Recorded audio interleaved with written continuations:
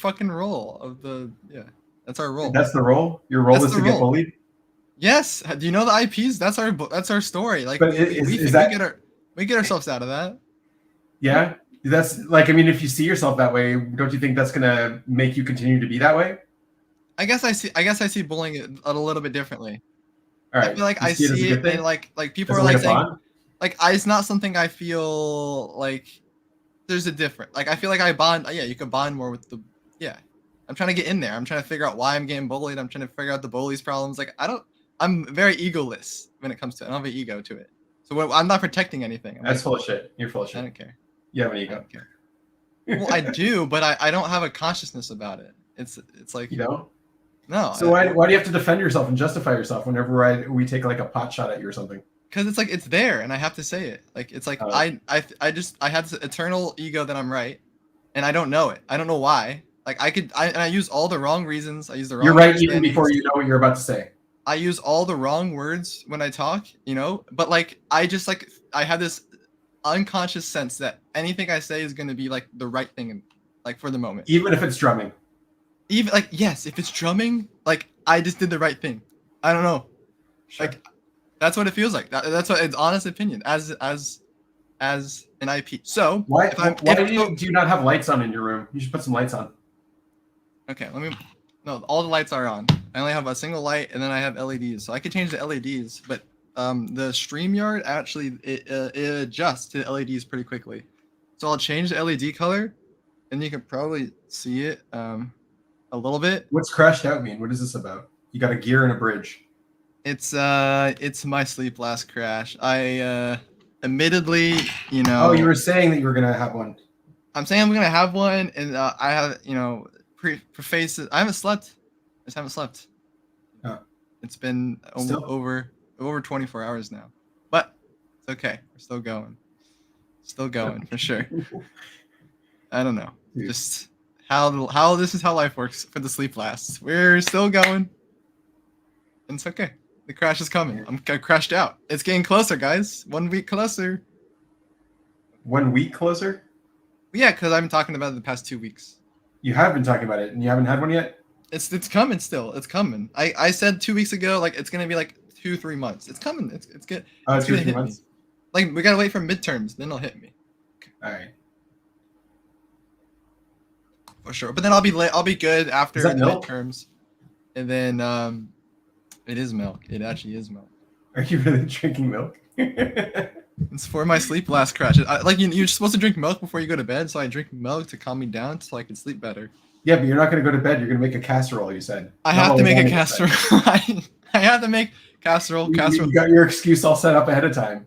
So I have my excuse set up ahead of time. So when do you have to make casserole? Oh, whenever I feel like it. Okay, so the viewers need some context here.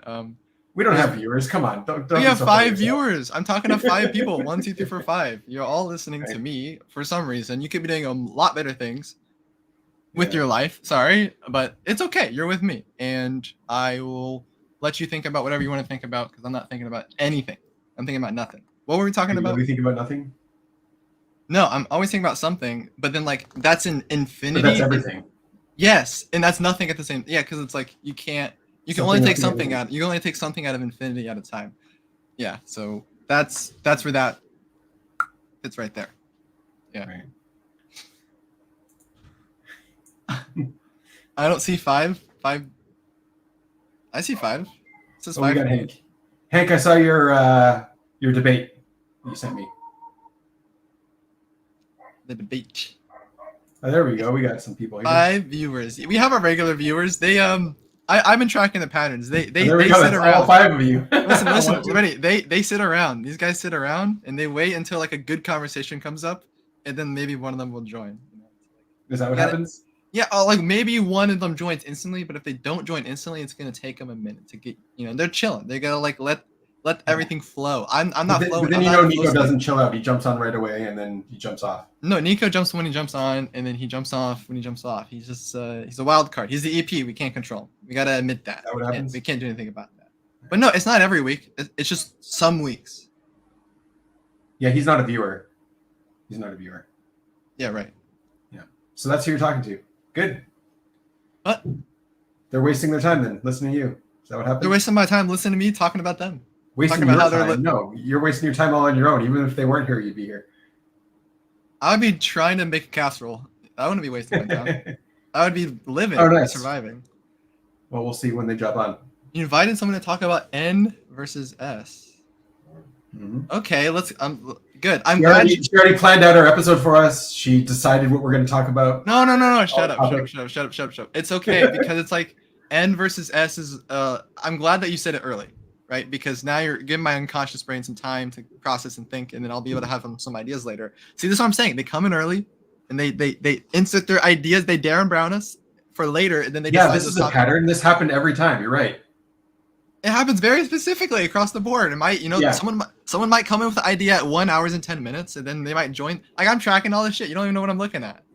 You don't even know. No, because there was no pattern before. This has never happened before. You're seeing a pattern out of the blue. I am not. No, this pattern's always been here. It's always been here, ever since the dawn of time. Since the Big Bang. The Big Bang. What's going on with you? Did I not send you enough drum messages? I gotta send you more drums. Like you are. I don't know what's going on with you today. Please stop. No more drums. He's very distracted. Vinny was very distracted today. He can't put his full focus into the live stream and support his fans. I'm supposed to support what?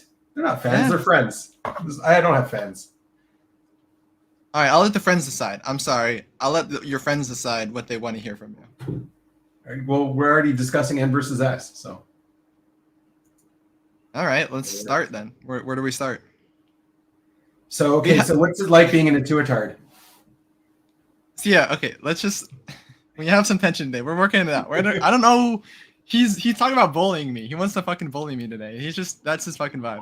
I really? Is that what you're afraid of? That you're going to get bullied? No, I'm excited for that. Because that's your role in the tribe.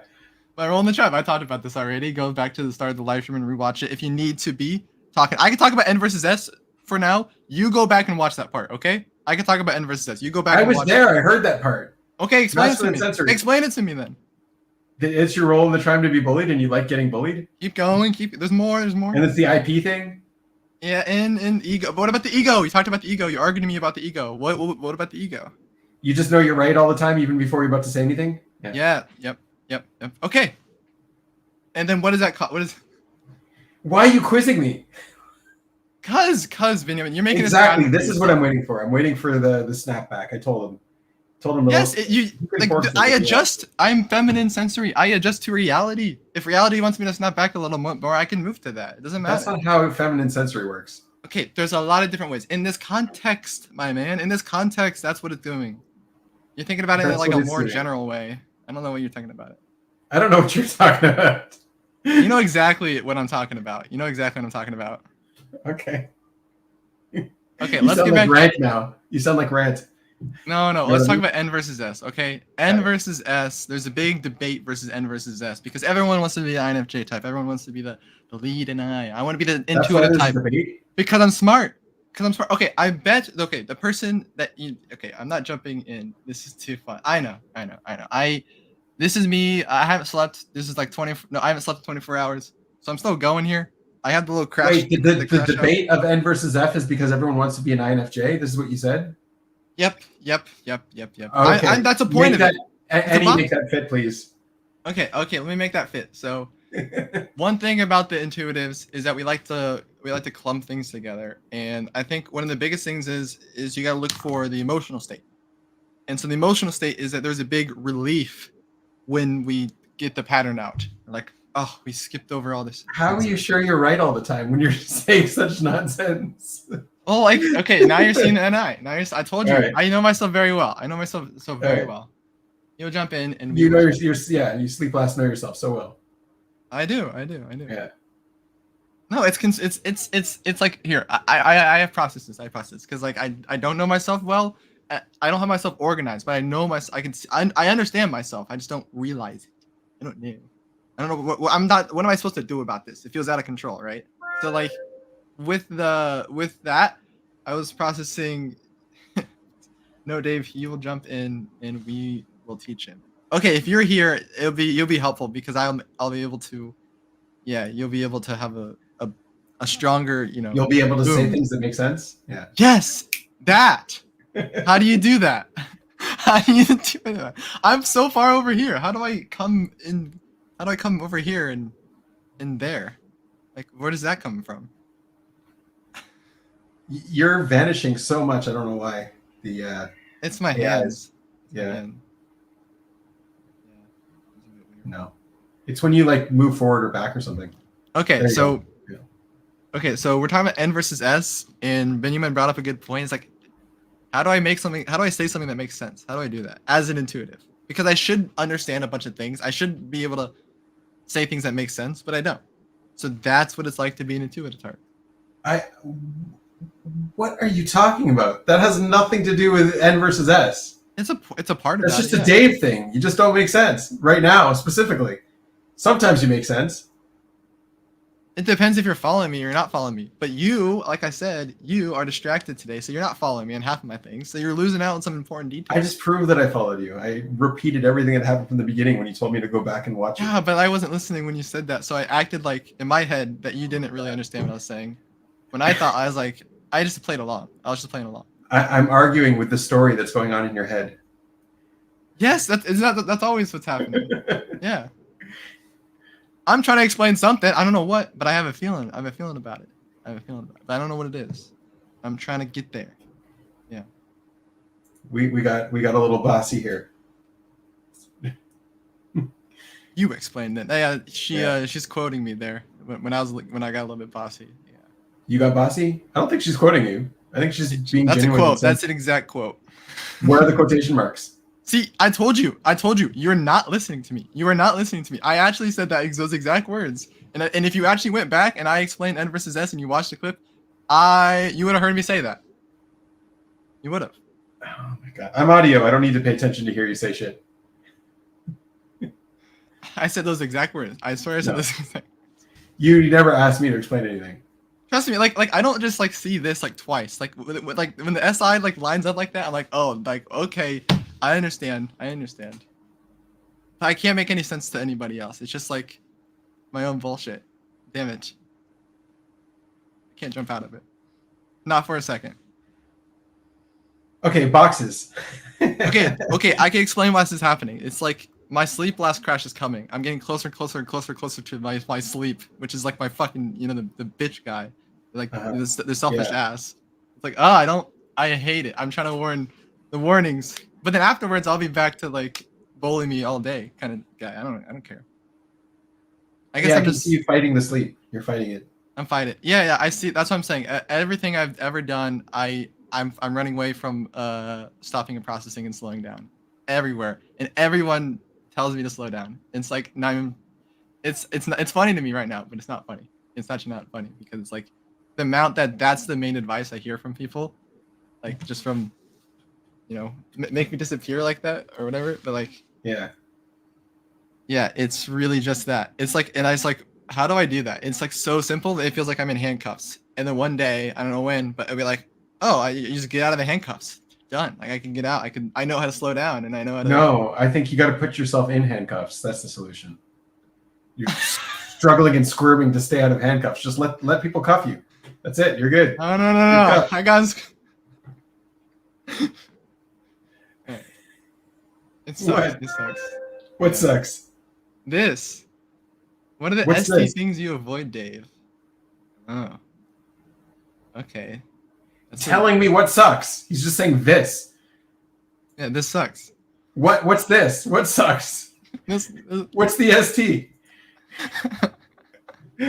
Okay, I was thinking about life as in like a video game. So life is a game, right? So one thing I'm realizing is like I'm a gamer by heart. I grew up. So this is one of the things that N does. It just makes life as a game, even though life is not a game. But you can contextualize it that way and talk about it. I double observed at the end of this. I got to life isn't a game, life is life. That's the end of it.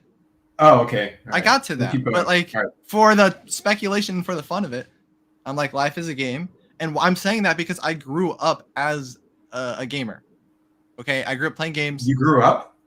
Like in my household when I was younger, right?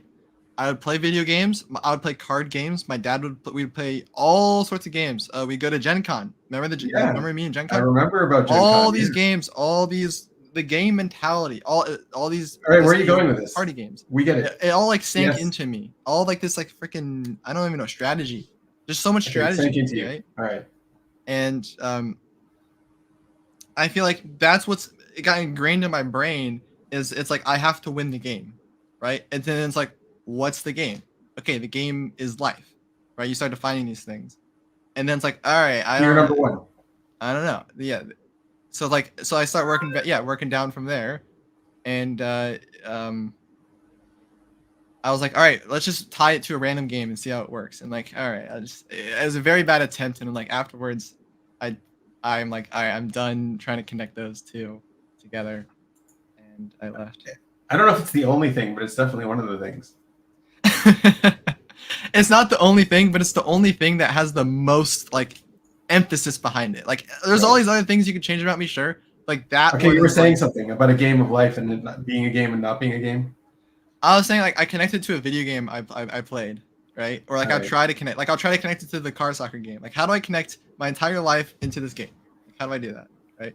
That's intuition. That's what I'm trying to do. I'm trying to puzzle and I'm trying to like every little piece of the game. I'm like, all right, even like the boost, like the length of that you can boost. Like I know it's like this amount of seconds, right? I know like you go this far, and then So the way I see it is you do intuition to avoid the actual sensory. Like you process how do I wake up but instead of just waking up, you'll process how do you wake up. Drinking time. Oh my God. Yeah, I know. I understand what you mean. It's like you were absolutely listening when you were drinking timing. Good for you. No, I didn't listen to the thing you said. Except for that, I listened to what you just said. You got to go back and listen. I did okay. I listened to what you just said. All right. What did I just say? You got to go back and then I interrupted you. I don't know what you're gonna say. You're gonna go back and watch. Intuitives use intuition to avoid doing sensory. Yeah, I heard that. Did you? So why didn't you say you heard it? Because I heard something else. I didn't know which one you didn't tell me. You said two things, and then I was like, I just chose one of them. And then I was lazy. See, I left out the censor. I didn't want to do. Here's the thing: instead of getting just left out the censor. Instead of getting defensive like that, you got to punch back. You can't just go into defensive because then otherwise someone will keep going after you, and then like you're in that cycle. But it's the tester. That's the tester energy. Yeah. No. Yes. What is it? It's the bully me more please energy. What? Well, why do I? Because I want to like run out of energy. Here, look. Even now, you're justifying the fact that you're justifying. It's just, dude. Like people are so agreeable. I feel like I could just like agree with anything anyone says. It's like that. I feel like that too about you. Yes, that's a good characteristic of you. Yes, the agreeableness to the max. Yeah, I'm trying to figure out what the other human wants to the max degree, like insane amount of like outside of it. I just want to know. You are. Yeah. You are. So like I very aware that I say things that don't make sense because I want to see where the other person makes sense to themselves, right? Especially if it's a one-on-one like this. That's not a good characteristic. I know.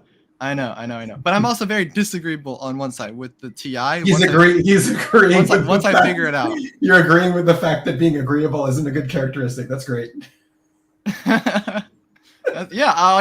You talked about this already a long time ago. We were talking it was like one of the earlier ones. Maybe you were talking with Alan and we were talking about like I got on late. The Alan Christian, the two word guy, speaks in.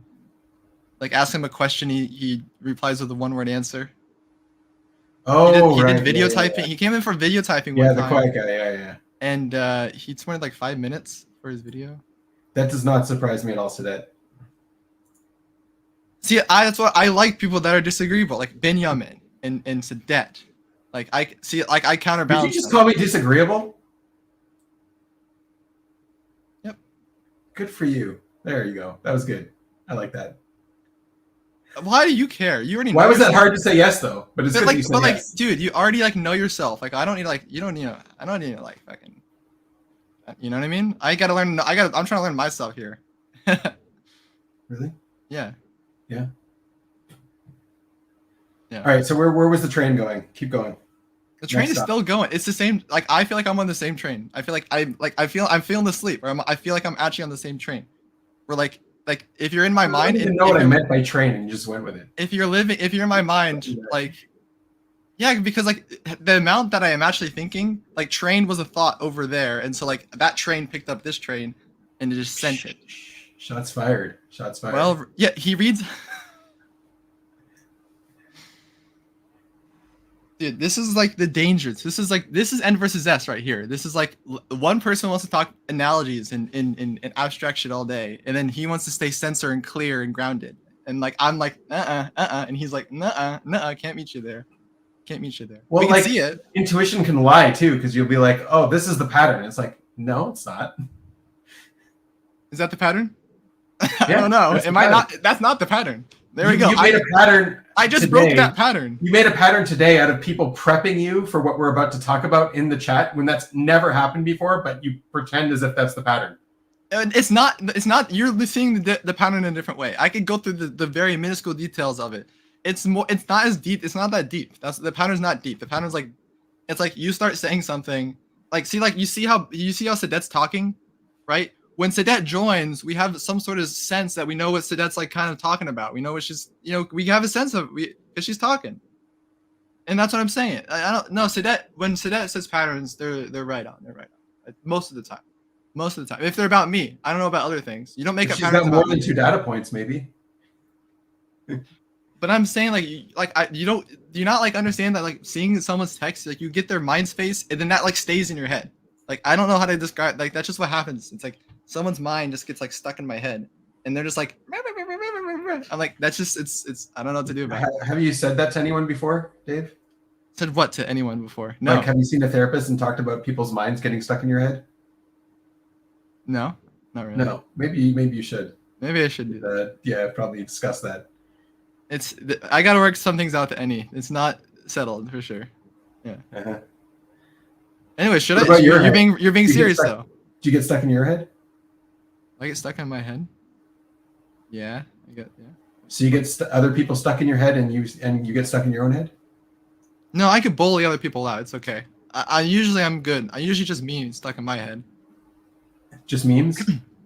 I would be scared if other person was stuck in my head. Yeah. I'm sure they would be scared too. Yeah. Yeah. Other person would be scared to be. Yeah, because that's masculine DI. You're the threat. What? What connection was that? You're masculine DI. You see yourself as a threat. Do I? You do. Yeah. Okay. I see myself as the threat.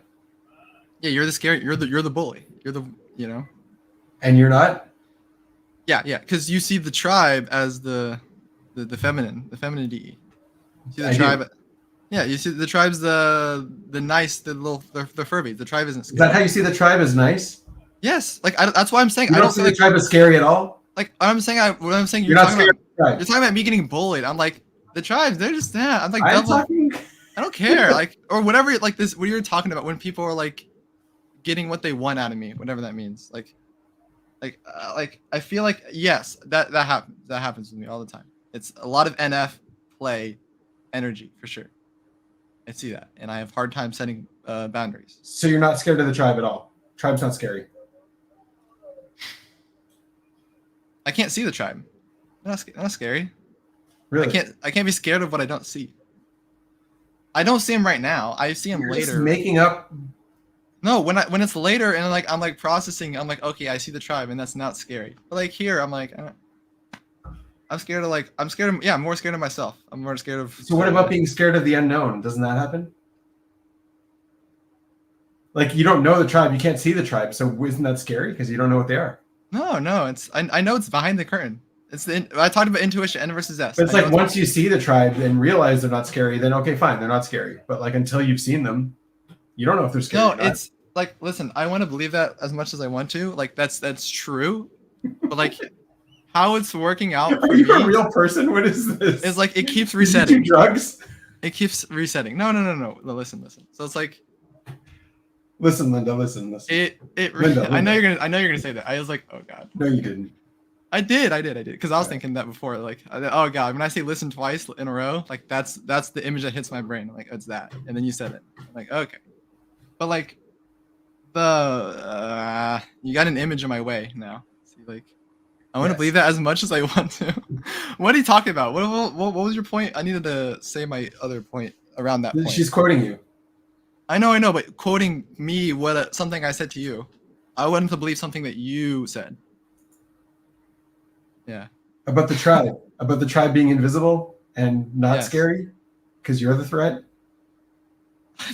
I'm saying it sounds like complete bullshit to me. It does sound like bullshit to me too. That's why I was trying to call you out on it. Can I make that make sense? I don't know.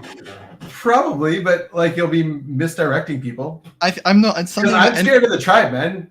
I mean, now I'm less scared, but like I was always scared of the tribe. Right. I'll be misdirecting people because it's like not sensor clear. I'm leaning in the the patterns are always like mixed up. You're just repeating what someone else said was the pattern and not even checking in with reality to see if it really is the pattern. No, I do a weird check-in. I definitely like check it, but I don't I don't check it with reality. Sure. Like if you had a higher sleep, you would know that you were afraid of the tribe. Maybe.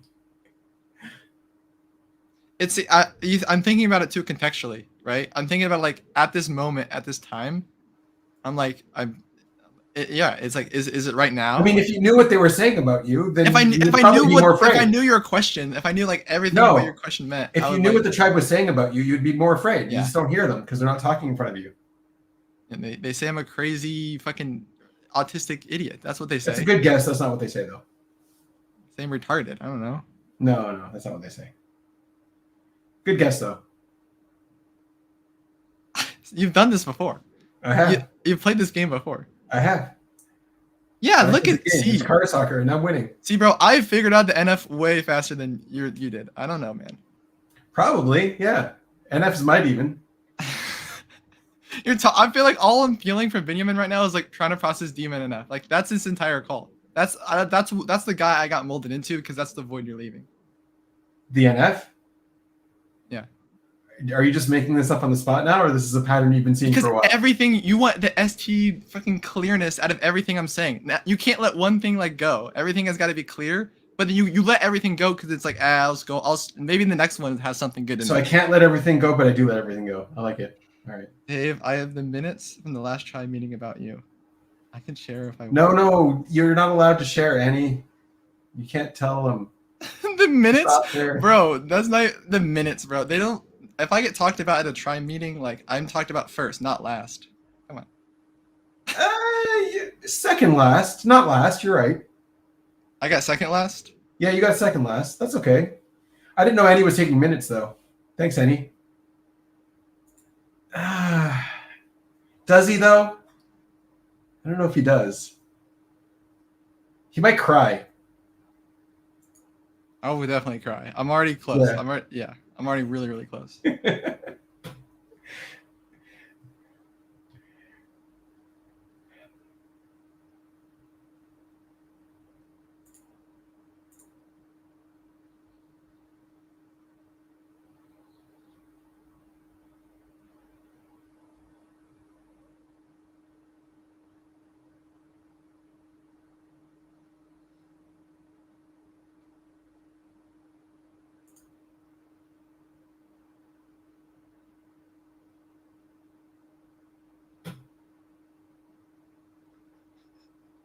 No, stop smiling, dude. You're supposed to be crying. You can't do that.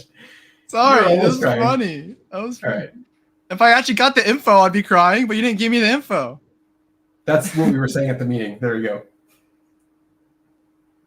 What?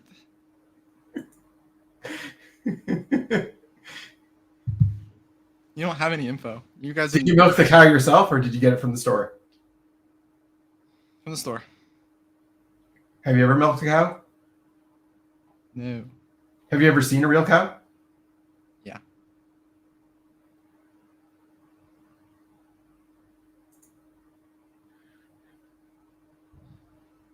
We've been defined. Our identity has been fixed and told to us, back to us. Just like we love happening. Don't you love being told who you are, Dave? That's what I do to myself all the time. What, you tell yourself who you are? What do you say about yourself? don't have any clue. Yeah, you do.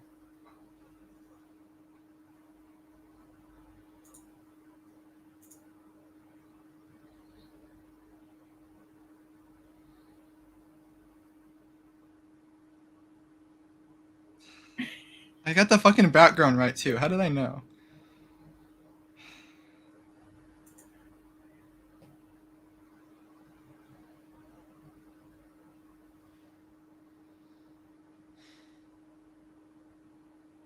Milk drinking crybaby. It's so funny. What's that in the background, by the way? You got a weird carpet. The blanket. It's my crying blanket, if you're wondering. You shouldn't make fun of him being bald. That's not really nice. But you should paint. You should get an arrow tattoo. Yeah, exactly. Yeah, be good.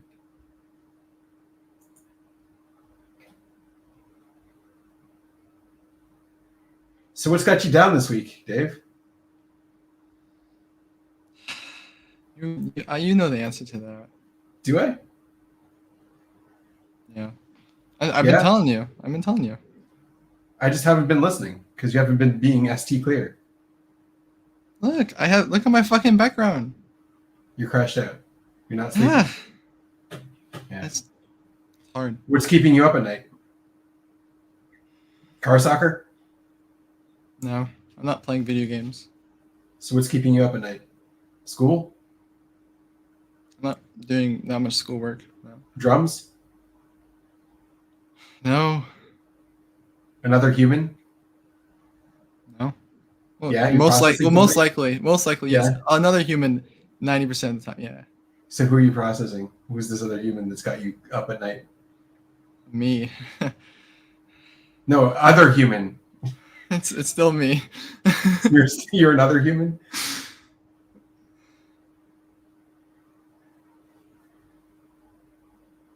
It's like I just feel like I do know the answer. I feel like I always do know the answer. So school started this week.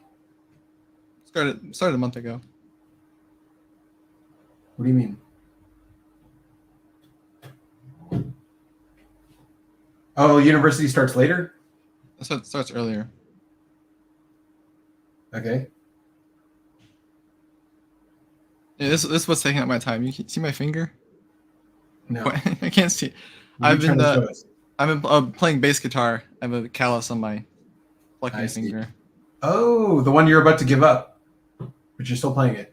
That was day one. That was day one. That was literally day one. I had I got a lot of helpful tips from Denizen. Yeah, he was good. He's a good teacher. And it's just so random. He just he taught guitars. I'm like, this is perfect. Yeah. This is perfect. It was a good. He was the only one on the stream at the time too. 10 days. Yeah, no, I'm in the. My demons are feminine, and so I just feel the most insecure ever when I hit. What are you talking about? You're double feminine. How are your demons feminine? They are feminine. It's feminine SF. Yeah. Feminine SI, feminine FE. Yeah. It's water. Well, my demons are feminine too. Yeah. It just feels like it's just a lot of the realization of the intuitiveness, whatever you want to call that, where it's like, yes, call the sensory detail, and it's like, do it. I'm like, feminine sense. I haven't fully processed the depth of like how forgetful feminine sensory is. Still, it's still like, yikes. It's a dangerous force because you could just make up shit and change reality. Like, and it's just not. Yeah, it's hard to stay grounded, right? And that's been the advice for years. Once I'm able to stay grounded and take care of myself. It feels like you're just using concepts that people told you to use. Like, do you actually feel like you're not grounded, or you're just like parroting what you've heard? I feel like there's a relationship between like the logic of it and then like the emotion that it emits. So emotions themselves are very like inaccurate and like just opposite of logic. And so like when I'm in an emotional state, yeah, I say a lot of stupid shit. So you're in an emotional state most of the time then? Yeah, this is exactly to that. I feel I'm grounded until Vince starts questioning. I feel I'm good. I feel like I haven't. I'm All right. You're doing the ally thing, teaming up on me. You're gonna get me back. All right. Well, she's also severe S or N. Sorry. Yeah. I mean, I love this projection because so that's usually the one questioning people. I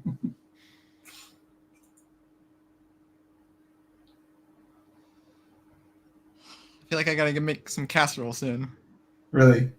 Yeah. That would happen. Oh, finally saved us, Reggie. What's up? Holy shit! What the hell is going on?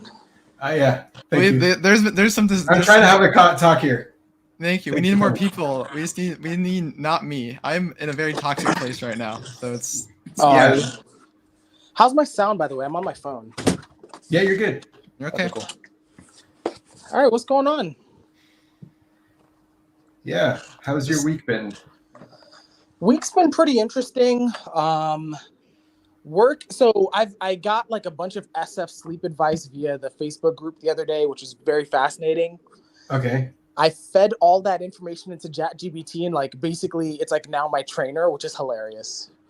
Cause like now I literally would just say, hey, just give me an SF sleep activity, and it's like it's pretty close given what I fed it. So I was like, and then I'll just filter through like, yeah, I'm bored with this activity, or sure, I'll do it. And that's been a very interesting thing. And like one of the things that's emerged out of it, ironically, is like I feel like I actually value human connection a lot, but like not just for that's new. That's good. Like not just as a means to an end, like genuine, like almost like having fun type of thing, you know? Wow, that's good. So, that's I feel like you always did value human connection. You just weren't aware of it. Oh yeah, I think so. Yeah. Yeah. Even the opposite. You thought you didn't value it. You like undervalued it, but you did value it. You just weren't aware that you did. That's what I feel like. I might be wrong. Yeah, no, I think so. I think so the thing that I don't want to use the word processing because I feel like that's such a loaded term in OP, but the thing that I'm currently dealing with, I'll say, is I do value human connection, but now it's a thing where it's like, now that I know that I value it, it's like... Now you're conscious of it. Not only am I conscious of it, it's becoming like a dependency, which is, I think, one of the reasons why I was trying to underplay it so much. Because now it's like, okay, it's like, I like being engaged to be happy, but it's like, okay, for example, it's like, what happens if I, in my pursuit of my value, it's like I post something in Facebook and no one gives a shit. Now I'm like, fuck. Okay, what do I do now? You know, like I didn't get the engagement that I was seeking out and that I want so badly now, right? So that's kind of the thing where I'm like, how do you? Yeah, you're coming in loaded to Facebook. No one's going to engage with you on Facebook. It's just the way it is. Oh, that's fine. So I mean, I did have a conversation with someone about that actually as well, where it's like, now that I know what I value, it's not just enough to have a value. It's like I need to control. Like, I'm going to use the word control the outcome, but there's a better way to word this. I need to control the variables so that I maximize the chances that I get the outcome that I want, like the engagement that I want, right? So it's like I need to be more responsible for getting the actual value, right? So it feels like OI FI, right? I don't know about SI specifically yet, but like control to get the value, something like that. So, yeah. That's SF sleep, control to get the value? Partially. I think so. I think mine is a little bit peculiar because it's like my value ironically spins me back around to people. And I like, you can explain that I don't know how, but it's like, I think a lot of SF sleeps that I've talked to, or a few of them, the ones that I've talked to, it's like their value is independent of people. So it's like there's less of a social dependency there, right? So it's not going to manifest as they're in way more control than I am in my opinion, because it's like what they value doesn't depend on another person reciprocating. you know. Or they might not be aware of it. Oh, that's true. Yeah. Yeah. No, I think there's a big like loneliness thing going around, not with the normies, but with the extreme people. That's what they're talking about, at least. With the extreme. Are you talking about like Chris Williamson and all that? Whoever's on the extreme end of things, whoever has the biggest voice is talking about this loneliness thing, right? That's so funny. Yeah. And yeah, like the whole thing is meaning, like the biggest meaning you get in life is with relationships and connections and that kind of thing. Mm-hmm. Yeah. So if you're aware of that, that's good. That means you can start, I don't know, working towards it. Yeah. One thing I want to ask you guys, maybe this is not the right crowd exactly, but I'm very curious about how FE specifically, like, I feel like they reprioritize values way more effortlessly than FI seems to do. And I'm curious about how that is, like how that is, because I think one thing that I'm finding is that certain manifestations of what I value is harming me, right? It's like I'm checking Facebook way too much. Like I'm it's a compulsion, and I'm like, okay, this is on the one hand it's good because now I'm tapped into this, but on the other hand it's like, can I value something else? Like, yeah, there's like a tunnel vision. Yeah. Yeah. So I mean, like the one that's really known about is you just can recontextualize things to figure out what the value is. It's like you're not a, starving person in Africa or whatever, right? Like that's the classic one. Right. It's like once you like pull that card out, like you're not a hostage in Gaza right now. You pull that out of your pocket, you're like, oh, that changes everything. Right. Yeah. So then that almost like amplifies the value of everything else, because you're like, compared to someone who doesn't have much, I'm blessed with XYZ, right? Yeah, like gratitude. You can't get all down on yourself. Yeah, gratitude journals and all that fun stuff. Yeah. That explains why ChatGPT. That partially explains why ChatGPT had me do some of that. I was like, what the fuck am I doing this for? Like, what? It had a plan. It had a future plan. This thing. Yeah, it's pretty funny. I'm trying to think what else. I think one other thing that's come up, so other than people, is so it's very, and this is what's the word, corroborated. This is supported by the like examples that I received on this SF sleep post or whatever. It's just like, it's very much like memories, or it's not just memories, but it does incorporate memories. So it's like remember things that like had a significant impact on you, like that formed your core values or supported your core values, or just that you liked. I mean, it could be simple as that. And then like try and take that and I don't know if it's the word replicate or like implement that in your future, something like that, right? So for example, I mean, this is a very silly example, but I'm saying this because I literally just got the package. I was on a trip to San Francisco and I got an Airbnb, and this Airbnb had this lotion that was like, it was like a scented lotion. And normally I'm like, oh, that's like girly shit. Like, who fucking cares about this? Mm-hmm. I was out of lotion, so I actually needed to use it. And it smelled really good. Like white vanilla was the flavor or whatever. And so I was like, that was one of my core, like, I was like, that was one of my memories. So I just straight up ordered it. I was like, I don't care how girly this seems. I'm just going to order this freaking, like, white vanilla. Very SF sleep for sure. Yeah. That's a good example. Yeah. So that's what I've been up to mostly since the last time we talked. That's kind of the major update. I think, did I tell you about, when's the last time we talked? I think I told you that I met with Lijo as well. Right. I think I did. So yeah, so that, I think NI. Yeah, you talked about NI with her. Yeah. I feel pretty settled on NI now. Good. I think that it's not something that I want to do all the time. I think future simulation especially is like, I feel like after a certain point, it's like there's only so much to simulate, in my opinion. I'm like, dude, I already thought about that. Like, that's how I feel now. Yeah. Like, all right, I just thought about that. Like, I thought about that 5 days ago, right? It's like, there's no point thinking about it again. Right? No point. Yeah. So it's like I think NI is it has a very limited use for me. I'm finding. I think the SF sleep is now. I think that's where my new fascination is. Yeah. In terms of the dock, I feel like the NI. I just need to clean it up, but I think it's ready to ship actually.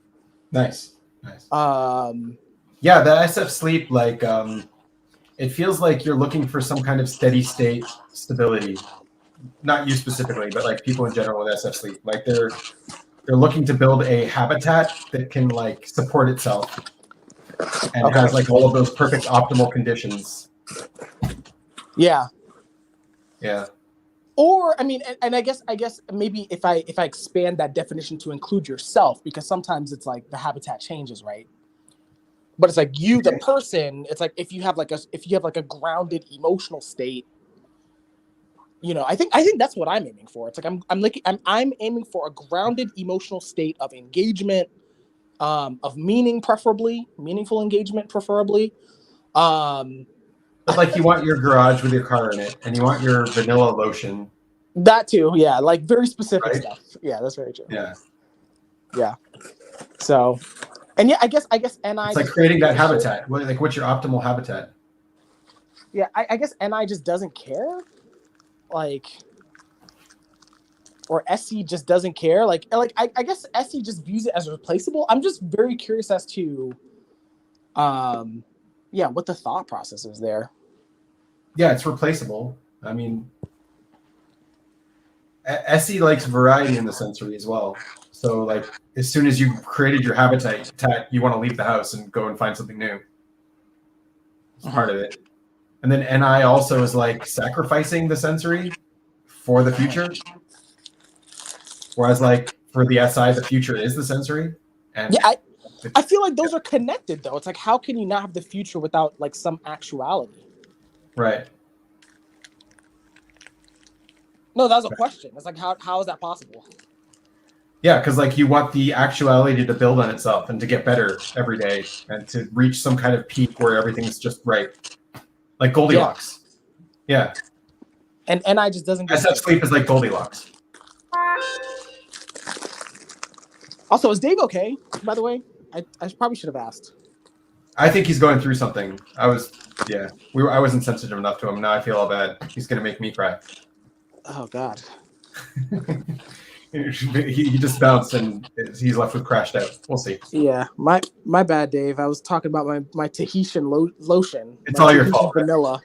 It's your fault that he's crashed out. It smells delicious though. I feel like if I sent this to Dave, he would be like, okay, I'm 1% less sad. Because it smells really good. I can't even lie to you. It's all right. It's all right. Fuck! It's hand soap. I ordered hand soap, so I fucked up the sensory. It's not even lotion. It's okay. I'll just give me 20 minutes and I'll be back. All right. Yeah, Dave. I feel so annoyed. I ordered hand soap instead of lotion. God damn it! I'm gonna have to order the lotion. This is like a real life sensory fuck up. I'm really mad. How did I not notice that?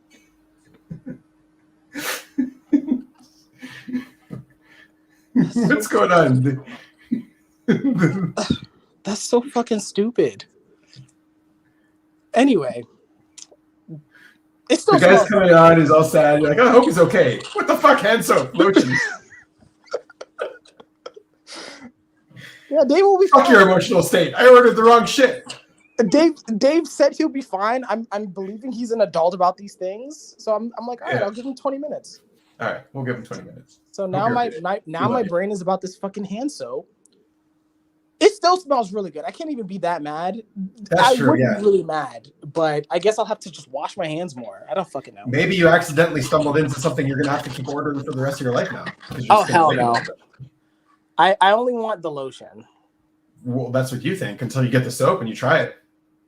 Oh god damn it. That's how things enter the SI box, huh? Just you fuck up orders. Right, pretty much. Jeez. Yeah. But what's going on with you? How's the are you still working on the paper or did you resubmit it?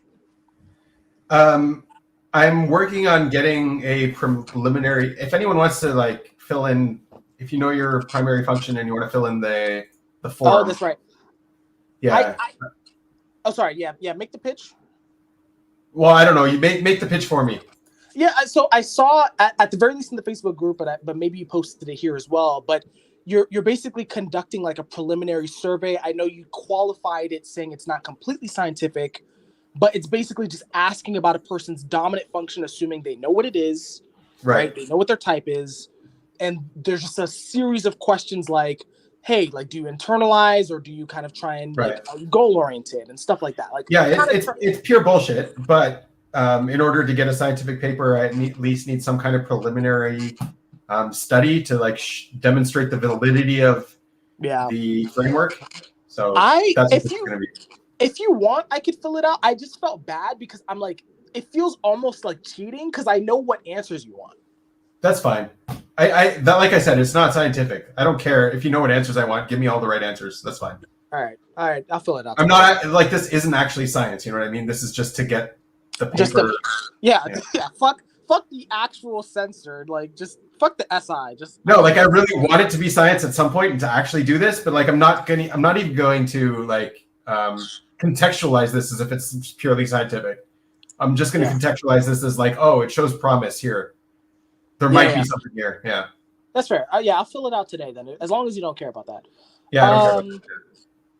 Yeah, I saw that. I think that it's quite interesting. What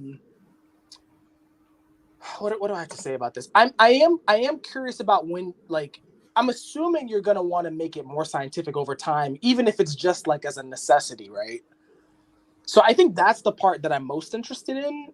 As well as I think I will say this. I probably should have told this to you. So I think I think you'll be fine with this feedback. The feedback that they initially gave you of like, hey, this is a bunch of like scattered stuff. I was like, I probably should have told you that as well because that is. No, I knew it too. I was jumping too many steps, so I took one step back. Like, I went right to cognitive information theory, and I should have started with binary cognitive mechanics.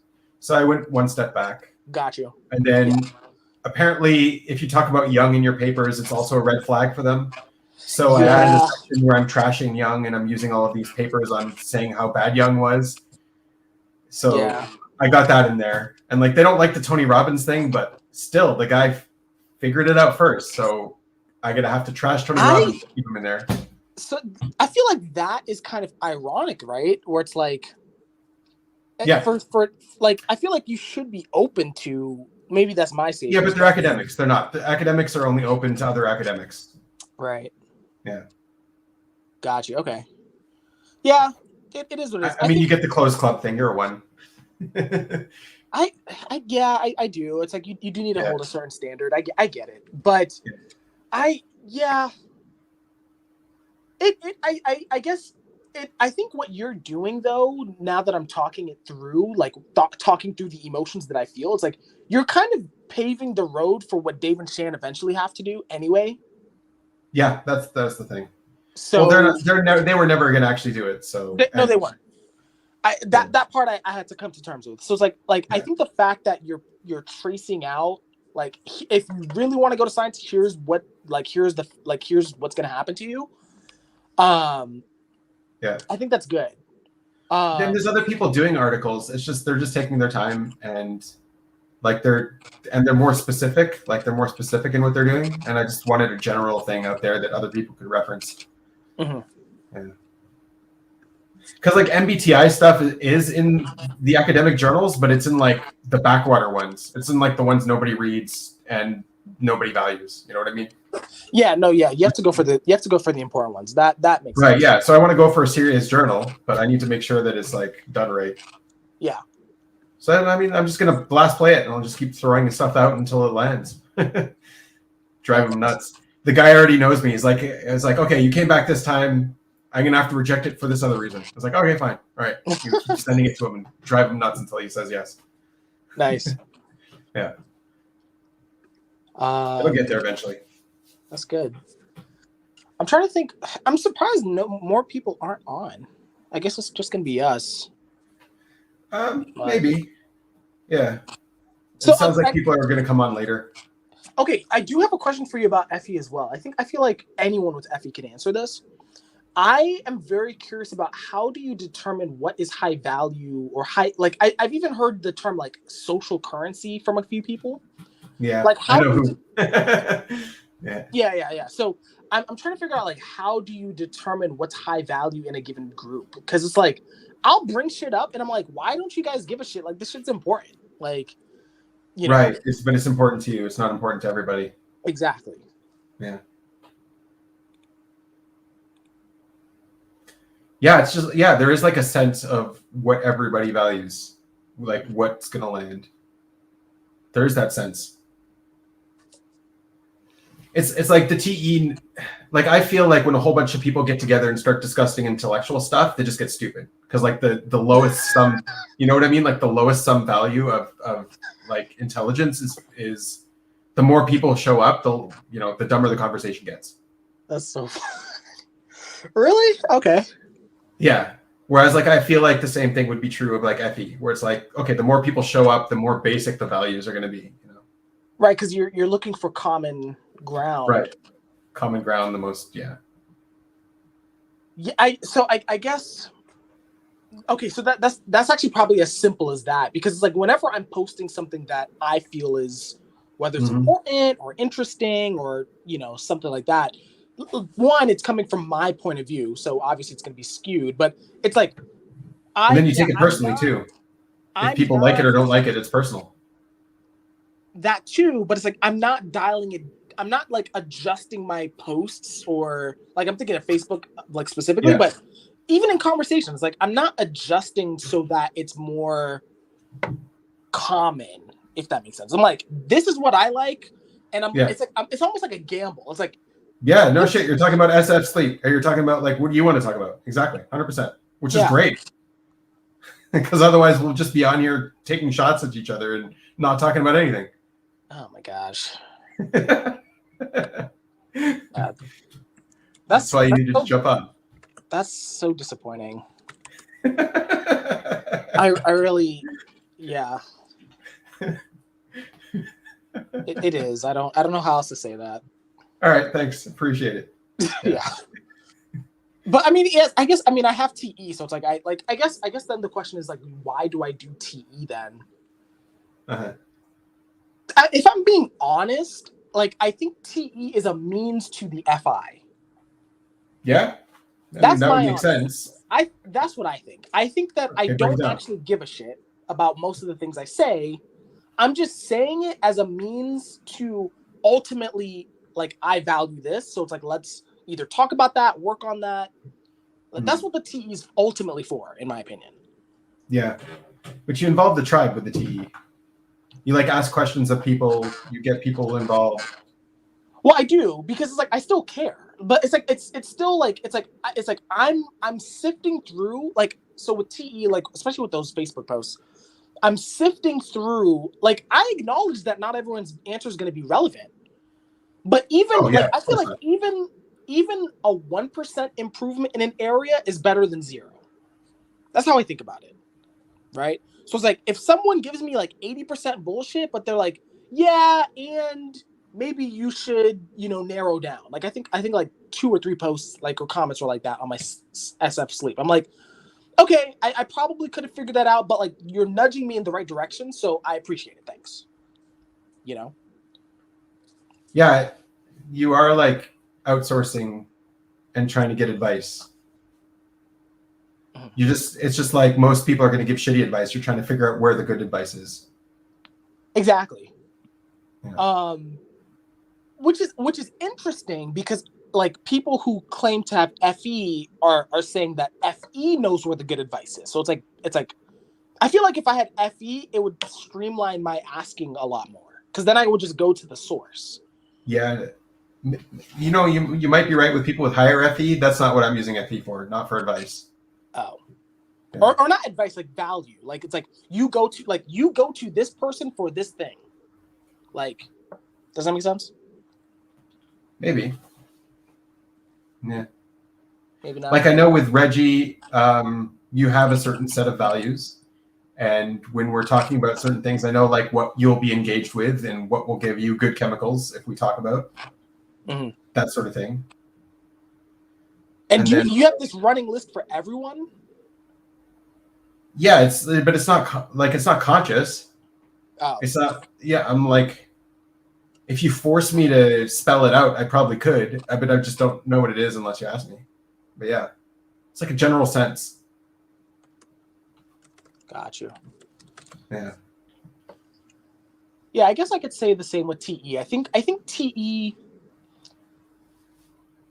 I will say this. You know who to ask what questions of who. Like you're not going to go and ask car questions of me, for example, because you know where my usefulness is, sort of thing. Kind of. I think like kind of. I feel like I actually might ask you car questions if I like or right. Actually, you know what it would be? If you it would be like if you indicated that you knew about cars, then I would ask. Right. So yeah, I think you're right. I was gonna say with TE, there's kind of an implicit sense of I kind of get what like the level of which people understand things. But it's still a vibe. That's what's weird about it. Yeah. It's not logical. It's like this person seems to like talk about this in a like sharper way. I don't know if they're right or not, but it's like they sound really good. So it's like I'm gonna keep listening to them. I think the difference. But it's also you're also not buying it to the end. Like it's just one data point for you. It's just one person. You'll listen to 100 other people. Well, yeah, exactly. Because it's like I'm like this is gonna sound really bad, but I think it's true for me. I'm not really thinking these things through. I'm waiting for someone to think it through for me. That's the most honest answer. It's like, yeah, like, did you think it through? Great. I'm just gonna steal your answer. But because I know I'm not thinking it through, which I guess would be TI, right? Like, it's like I need a spectrum, like because it's like I know you could be biased. I mean, your NI page is a great example. Wait, say that again.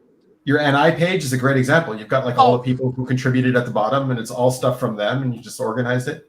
Yeah, exactly. Yeah, it's like I but it's like your contribution is you asked the right people, and you took the right information from the right people, and you put it together in the right way. Yeah. It's like it's like why reinvent the wheel? Is kind of the vibe. So your judgment and your assessment of people's contribution is what's important. Your discernment. That's I hope like that's what I wish for more than anything. It's like just to have like I might not be the right person to. I say this a lot at work or with people. I'm not the right person to talk to about this, but I know the right person to talk to about this. Yeah, like that's where I think I strive to have a superpower in. Mm-hmm. Yeah. Let me see. Yes. Okay. Now let's parallel this all out to FE. To FE, yeah. Yeah. I think it's very similar. So logically, FE or feeling, let me start with feeling as the baseline. Feeling is about values. Like I don't know what the NI of feeling is, but I know it's associated with values, evaluating motive. That seems to be a very important thing for feeling. Maybe I see ones do that. One of the weirdest things is like I'll make friends with a one, and then they'll come up to me like one day they'll be like, "What are you getting out of this friendship?" I'm like, what the fuck? What are you talking about? What am I getting out of this friendship? What a weird thing to ask. Like they're looking at my motives. I was talking to Ian, who's a 2, so it's like he's demon drives. He was the one who kind of gave me that syntax of drives, like motives. It's like you could tell what drives a person, like what a person values. I think like even what you said, it's like Reggie values these things. It's like he'll be more driven to talk to me if I talk about these things, right? And so so to translate, you also know what'll trigger people. Like I know who not to make this kind of joke around because they will not appreciate it. Interesting. Yeah. So feeling, so with FE, so to translate everything, so if I'm trying to have good discernment in terms of thinking, basically, I'm basically outsourcing my thinking. That's the bottom line that I would say. Yeah. If that's the case, then feeling is outsourcing the evaluation process. So a good example is like I see a meme that's funny and I instantly know who to send it to. I instantly know who will like it. I feel like I do that. Or no, do I do that? Let me be honest. I do that in my small friend circle. But okay, you're doing that at large. At large, and then when I send it to the person, they'll give me feedback on why they like it and that I didn't know. Oh, interesting. So then are you basic like I'm not saying this is like a conscious like you're writing this shit down, but you're basing that feedback on the next iteration? I think it's like your TE, like you're outsourcing it. So I'm outsourcing like this is funny, I don't know why, and I know who will appreciate it. And if I evaluate it through their eyes, then maybe I'll figure out what's valuable about it. Yeah. Like I'm not the one giving it value, someone else is going to give it value for me. Yeah, it's a form of outsourcing, right? It's like I don't have to know if this is good or not. It just people are saying it's good, so okay, Right. Whereas nothing is valuable if it's just me. It has to be shared for it to be valuable. That's interesting. That's where I was going to go next, because I was like, okay, I think I'm starting to get what TI might be doing, because with FI, it's like I need to know it's good. Like, because it's like most things people like, I think like there was even a post about this somewhere in Facebook. It's like most things that people think are good are not good. Like, I'm like, this is boring. That's how I feel. I'm like, this is like mediocre. This is not that great. It like I've personally experienced better stuff than this. Right. Mm-hmm. So then says me. Right, exactly. So for me, then I'm like, okay, like since this is not resonating with me personally, I just need to like, I'm going to be kind of idiosyncratic and find my own things that I like. And I think that's I don't want to say that's the sum of FI, but I do think that's a very important element of FI. And so I think with TI, I mean, what would that be? So if I'm outsourcing my thinking, you're just thinking like, and this is the stereotype of TI. It's like most people are stupid, right? Kind of like what they are. You're not wrong. So, but I mean, okay, so does it go deeper than that? Is it like a person, like, let's say you're trying to learn something and you're like, most people's understandings suck. Is it something like that? Most people don't think it through. So okay, I don't know what that means. When you say think it through, I have my stereotype of like deep thinking, but even then it's like I don't know what thinking something through means. How do you know when you're done? Yeah. When it makes sense, when it fits with everything else. Okay. Yeah. Something like that. I was thinking about FE as well as like, okay, so if you're good at, tracking what people like and what they're into and that kind of stuff. And it's like, oh yeah, you could also do matchmaking with FE very easily because you're looking at what other people are valuing. You're like, oh, this person values something like this and you value something like that. And then, oh, that might be compatible. Or like, you guys should be friends. You guys should talk. You've got this in common or stuff like that. Right. Yeah. So like you'll throw like a party to get people to meet, and you invite the right people because or you know how to sit people at tables because they're gonna have good conversations based on their values. I'm jealous of that. I cannot do that shit. Yeah. Because I think it's literally. I'm trying to be honest here. It's like I think it's ultimately. I was going to say laziness or just like lack of caring about that.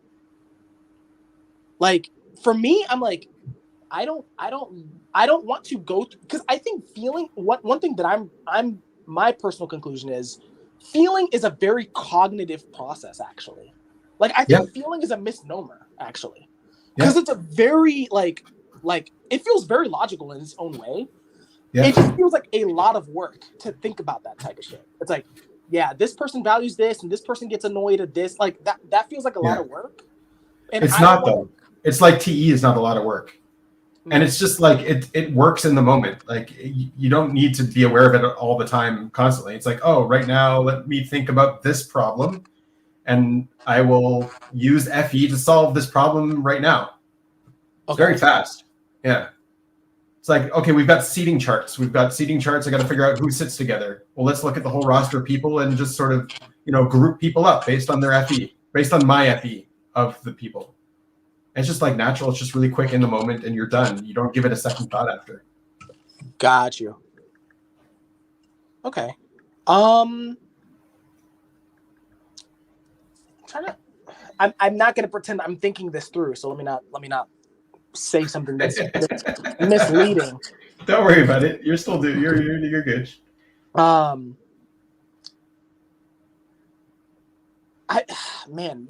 brain. Okay, so this is gonna be a silly question, but it's like, yeah, how do you think something through? Because I think with like the reason I'm asking you this specifically is when it comes to the things that I like, the things that I care about, like NI and SF sleep. It's like I feel like I've hit a wall thought wise. I don't think I'm done with them. I think I could ship them, or at least the NI one. But in terms of think through, my brain feels stuck. So I feel like I'm very curious as to how you or any TI goes through that and gets to the end. So like for you, if you don't feel like you've gotten to the end of things, you're going to go and look for someone else to help you though, right? I would usually do that, yeah. Yeah, you would go to ping off of somebody. Yeah. Yeah, and I think the only difference is I'm just going to go think more about it and see where the holes are. See what's not fitting, where the contradictions are. Mm-hmm. And try to resolve those. Just iron it out until it's done. Let me see if I'm understanding this. So it would be, I guess. So again, it's like I feel like because I'm so dependent on external sources for the assistance with the think through, it's like I think I could see the logical inconsistencies. So let me take for example. Right now, in my understanding of NI, there seems to be two things that don't match. There's the future simulation that a lot of people resonate with NI. And then there's the creating like overview understandings. And I'm like, how are these things connected? Right? They talk as if they're connected, but I'm gonna be honest, I don't see it. And so then the question is, it's like I don't know how to iron that out. Like it's like I'm just stuck with that contradiction. Right. Yeah. That's a good point, but you're seeing the contradiction. Yes, that's one that bothers me a lot. Is it? Oh, did you say something? I said, is it one that bothers you? Yeah. Oh yeah, it does. Like a lot. So the future. What is it? It's the future and the create basically how they create conceptual patterns, like those overviews. Something like that. Yeah. Overviews and futures. Yeah, it's two separate things. It's two apparently separate things. So how is it the same function creating those two things? And like not only that, it's like NI people talk as if they're the same thing. And I'm like, how is that possible? Do they? Some of them do. I'm not gonna say all of them. But yeah.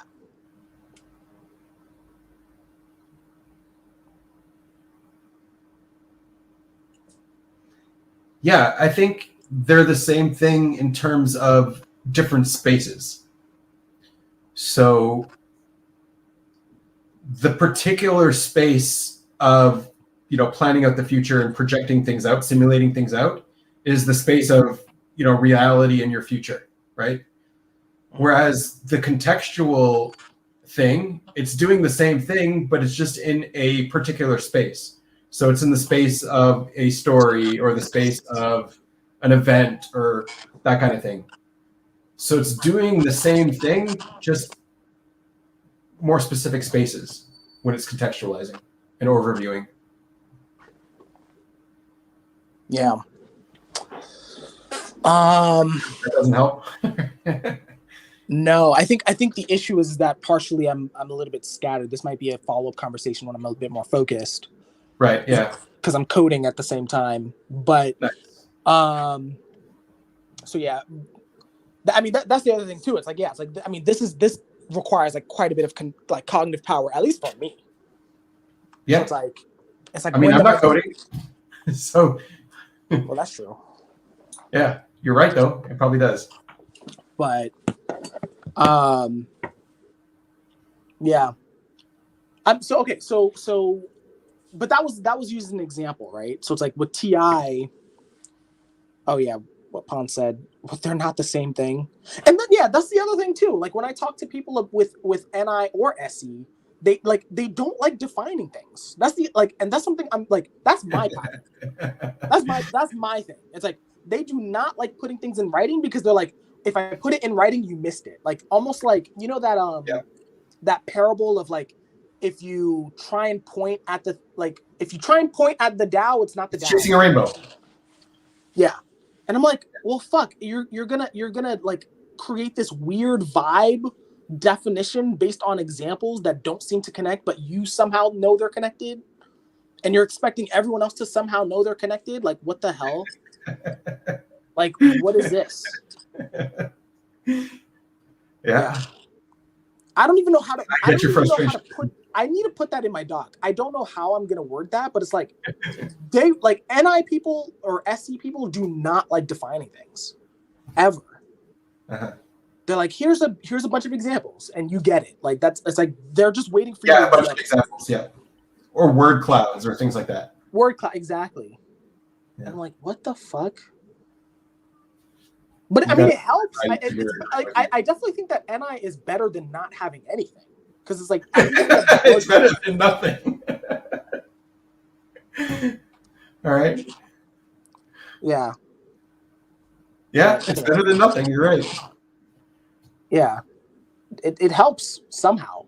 Like I just haven't. I think that's part of the reason why I'm finding limited use to NI, because it's like I haven't fully entered into it, if that makes sense. Like, I mean, do you think you will be able to? Like, do you think? I don't know. I'm not trying to. I'm. That's not like my life's mission or anything like that. I'm just saying that's the limit I'm running into right now. I mean, I agree. I don't think I would ever be able to use any. Like, it just won't happen. I can understand any. I can know exactly what it does. I just won't be able to use it. Yeah. The one thing I would be able to use it for is if I had like an any friend and I'd come to them with an NI and then they'll be like, hey, broaden your understanding of it. You're looking at it with this one perspective, dude. Like, there's many other ways to look at it. Yeah. Yeah. Not being delusional. But like, you like definitions. You need definitions. I prefer them because it's like at least I know what we're talking about. Like, it's like, or at least that's the feeling. The one thing that NI has taught me, I think, while studying it is like, definitions are misleading, right? Just because you have a definition doesn't necessarily mean you know the thing. You just know the definition, but the definition might not have anything to do with the actual thing you're trying to study. But with SI, for me at least, it's like, well, at least we're starting with something. That's the feeling I have. It's like, we all know what we're talking about, right? And we can build off of that shared, like, common ground of, when I say A, we're not all thinking of a different letter. We're thinking of the letter A, like, if that makes sense. Yeah.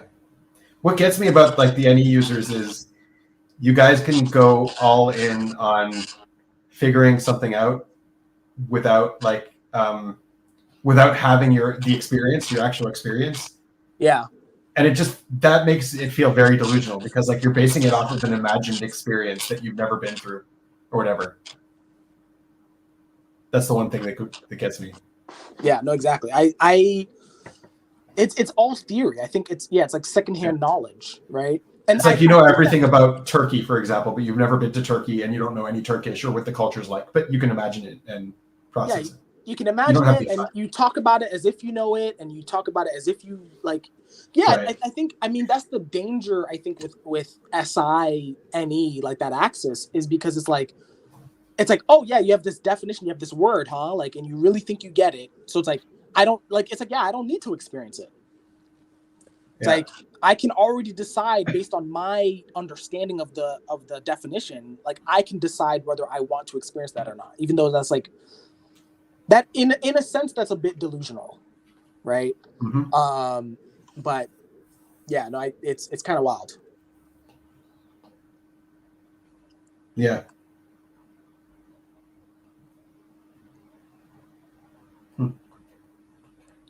Is it really just going to be us? This is kind of wild. Yeah, it's this is the way it goes. Sometimes we get a whole bunch of people that we've never met before. Sometimes Reggie pops out of the blue. We don't know, but Dave's usually here. I hope he's okay. He's recovering. He's fine. I think this is a strategy. I think he's like making me feel bad for the way I treat him on purpose. He's got me. That's so funny.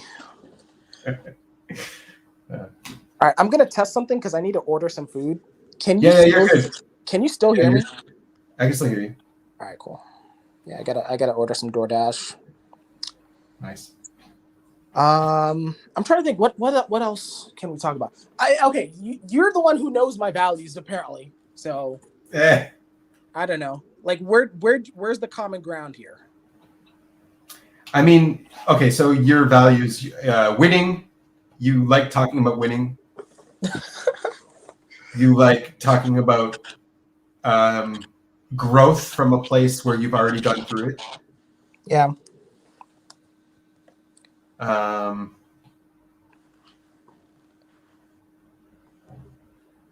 You like good conversations. I try to, yeah. Yeah. Yeah, and you don't have patience for people who don't add anything to a conversation. Yeah. Yeah.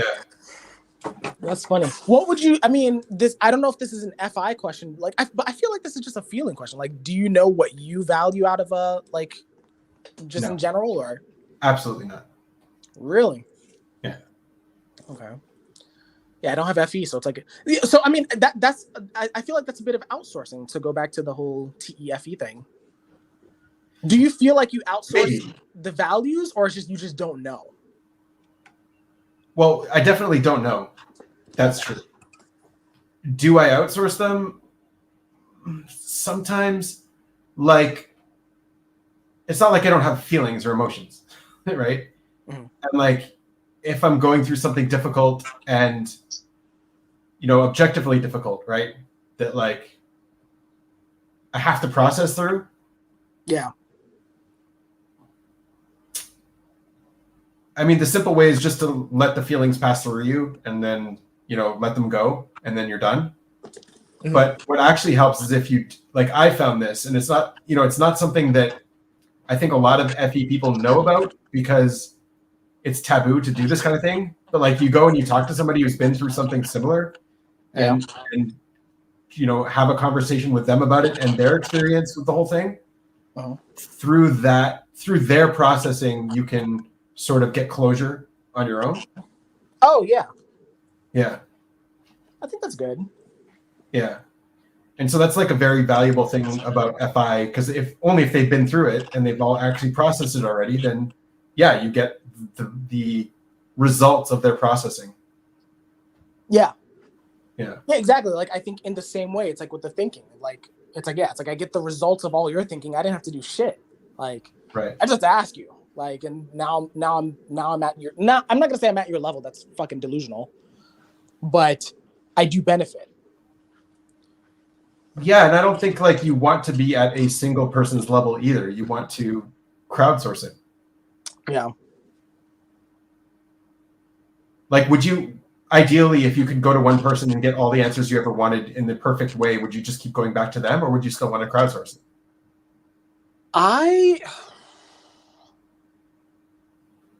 It depends on how good that one person is. I mean, that would basically be God, right?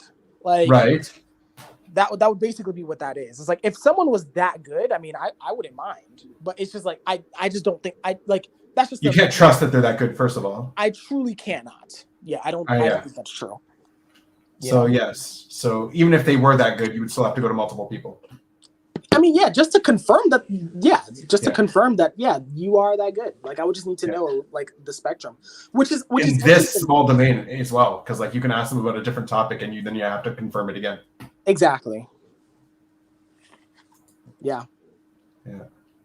And this is true too. Like you might get one perspective, but you're not looking for a single perspective. You're looking for a broad number of perspectives. Yes. Even if this one perspective was completely right, it's only one perspective. Like I'm looking for a complete, like the way I would word it, I think you're right.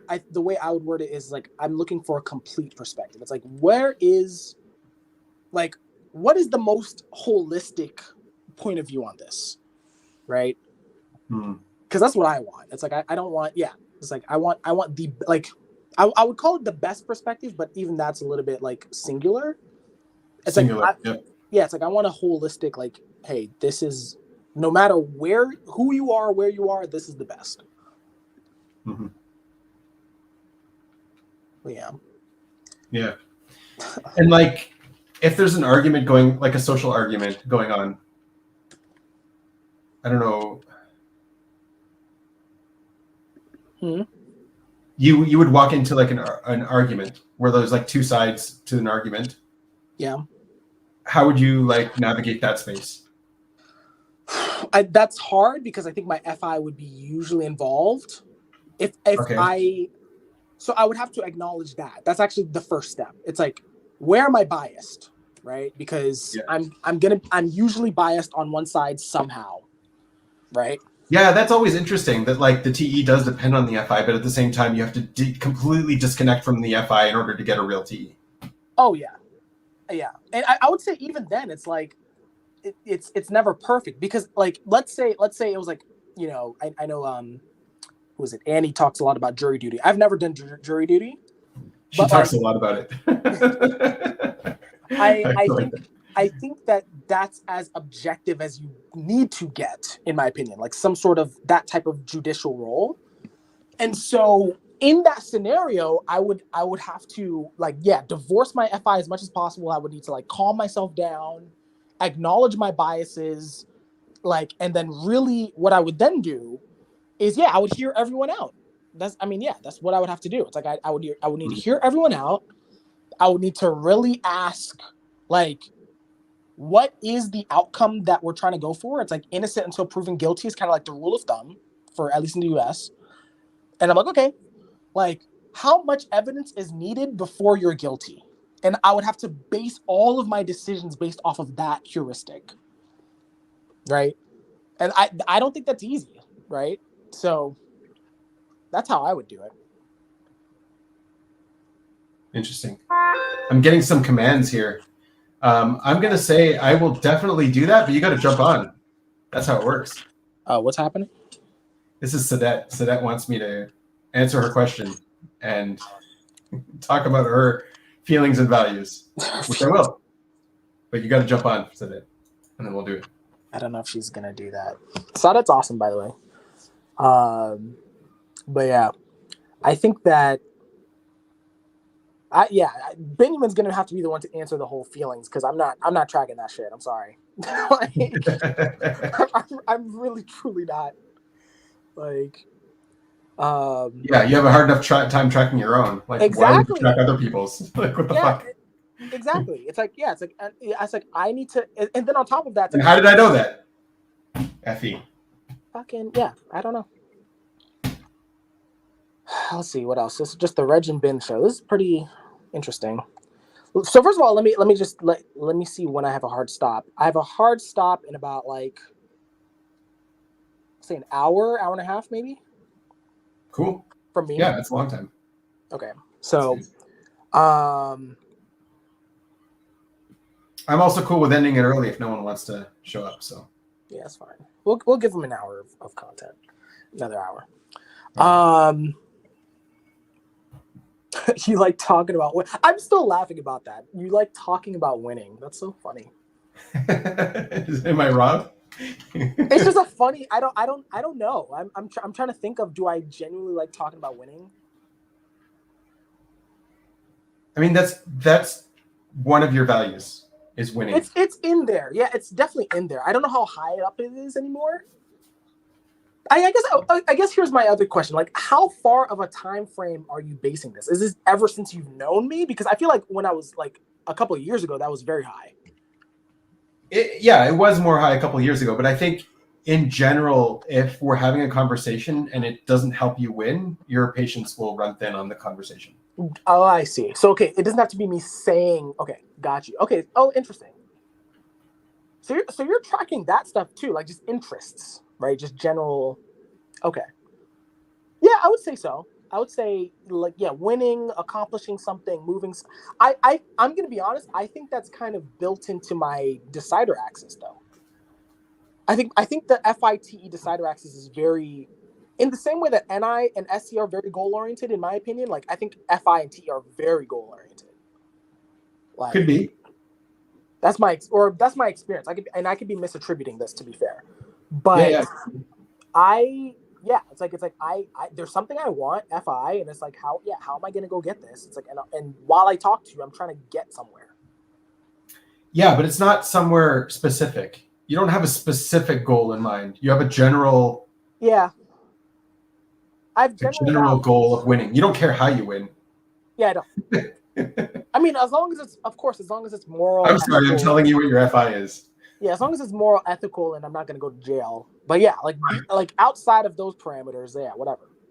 It's like it's a millimeter from the ethical. Like it doesn't have to be completely ethical, but it's not illegal. Yeah. Sorry. No, I think you're good. I think you're actually pretty ethical. Okay, that's good. Yeah. Yeah, what was it? So winning. What else did you say? Winning and then good conversation. That's the other thing I'm trying to understand too, because I do think that's like a deeper value. Like I think it's very closely tied. Like having a good conversation is something that I pursue, right? And I think that my issue is that it's almost which is why you avoid a lot of people. Is that true? I think so, or maybe it's one of the reasons at least. I think one of the reasons. I mean, maybe it's like I don't know if I avoid people. It's just like first of all, I feel like I'm very. This is gonna sound weird, just relatively, especially with the whole OP thing. But like, I feel like I'm very scared of people at times. Like I'm very, and what I mean by that specifically is I'm very scared that I will like reach a tolerance point, or I've already passed a tolerance point of annoyance. Like I feel like I would annoy people very easily. Yeah, like, that does not feel wrong to me. Yeah. Okay. So all right. So I have a right to be scared. Exactly. So it's like that is one of those things where I'm very hesitant because it's like so you're not scared of other people though. You're scared of yourself with other people. I'm scared of being rejected by other people. I think. Interesting. I think so. And so this is where I feel like FE would be valuable to me because like if I knew what other people valued and were interested in, the likelihood of that annoyance factor happening would drop. I don't know by how much because maybe they just don't like me, right? But I feel like it would drop significantly if I knew that type of stuff. Yeah, I think in the same way that you think FE is good at that kind of thing, FE is blind at that kind of thing as well. Oh, okay. Like if I could see your facial expression while we're talking, then I would have a clue, but I need that thing back because I can guess if you would be bored by this or not, but without like seeing it on your face, I would never know. You need that, really? Yeah. No, you can't. Like I feel like I use tone of voice mostly. I mean, yeah, you could do tone of voice. Yeah, but you're using more inputs, so like yeah, the more inputs the better. Yeah, unfortunately I have to code right now, but oh yeah, no, don't worry about it. Yeah, but that's interesting. I guess that's.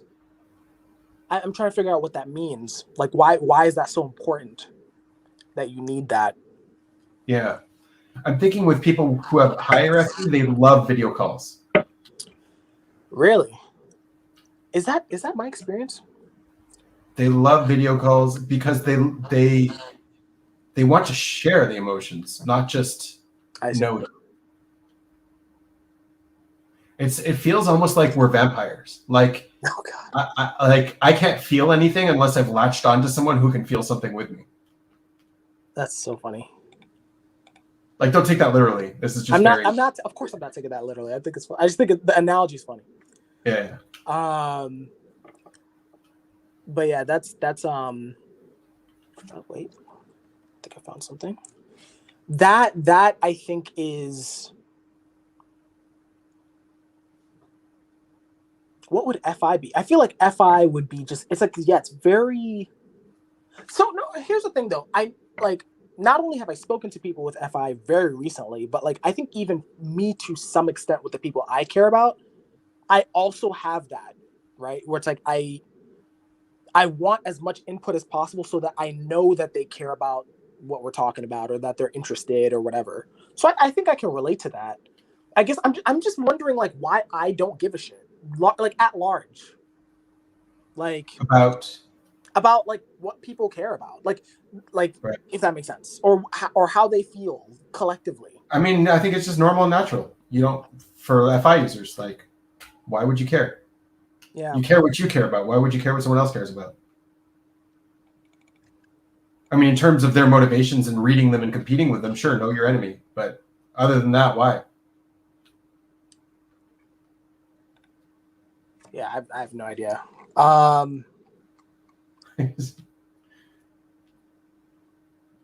Sorry, I'm just zoning out because I'm running. Are you familiar with like coding, like Bazel, Gradle, all that? I'm familiar with coding. I don't know what Bazel and Gradle is. Okay, don't worry about it. I'm just running, like I was just running something and like my computer kind of paused, which was kind of concerning. Right. But yeah, no, we're good. So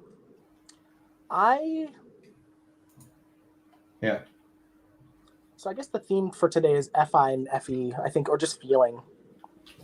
And TI. I'm actually starting to become interested in TI because I think I have a personal stake in that now. What does that mean? Like kind of like what I was saying. It's like whether it's NI or SF Sleep. SF Sleep has a bunch of contradictions. I don't even know the first thing about that fucking like animal right now. I have no clue. But like TI, I feel like TI would be the thing that would help me think through it. Oh, what's up, Chris? What's up, Chris? Hey, Reggie. TI would help you think through it.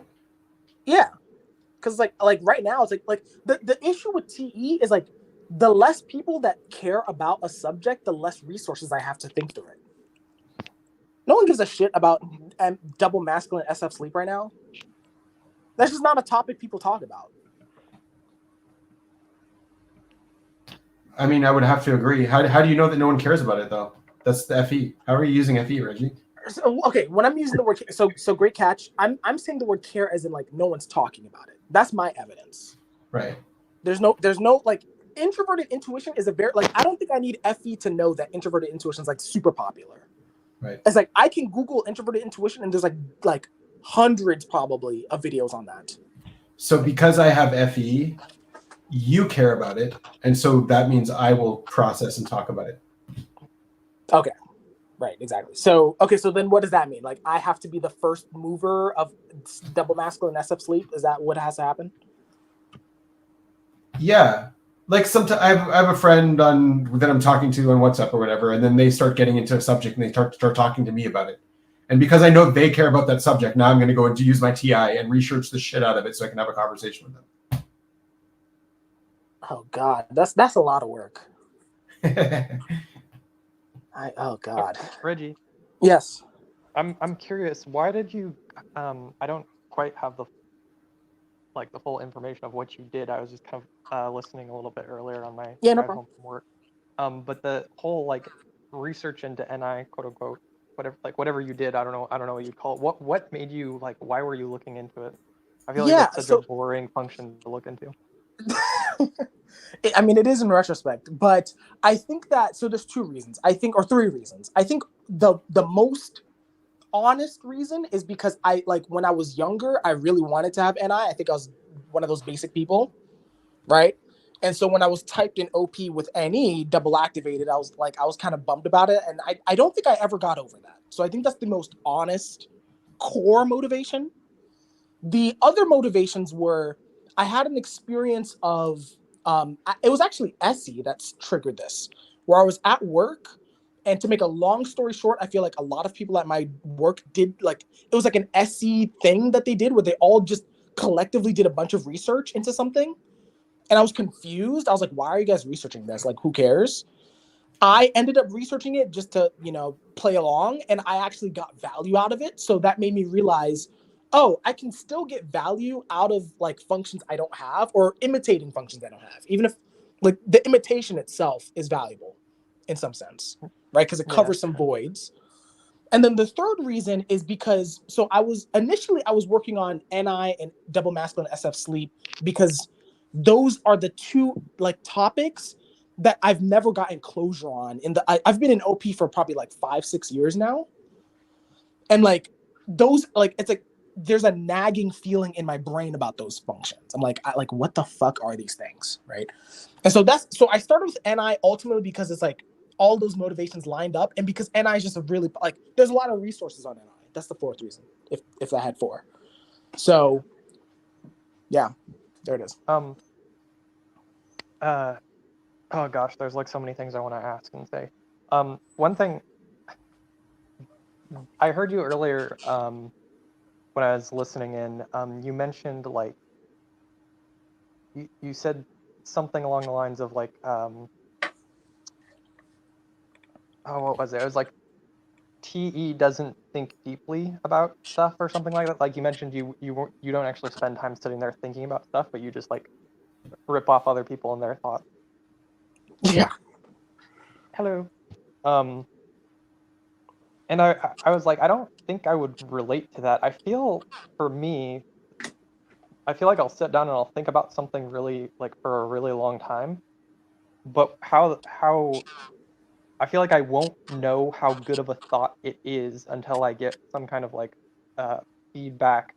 I have to like put it out there to then get the feedback to figure out where it is on the spectrum of whether it's like a higher end thought or a lower end. That's hilarious. I feel like I know how good a thought is, and when I put it out there, it falls flat because people don't understand it. I'm like, oh, okay, whatever. People are idiots. Yeah. Yeah, I was realizing that because I was bouncing some ideas off a friend, and I realized like I had a really good idea, and like I couldn't like confidently say it was a good idea until I came to him. I told him about it. I explained the logic, and then he's like, "Oh, that's really good." And I'm like, "Oh my gosh, it is really good." I can't remember what it was, unfortunately. Right. But yeah, you need a mirror for those extroverted functions. You always do. Yeah. Yeah. Yeah. So I think I don't know what your type is, but the thought that I'm having right now is I might be framing this with a very savior play bias. Because I'm double activated play, right? Like sleep last. So it's like I don't think, period. Like it's just really like I outsource a lot of stuff. Due to get like I want momentum more than anything else, personally.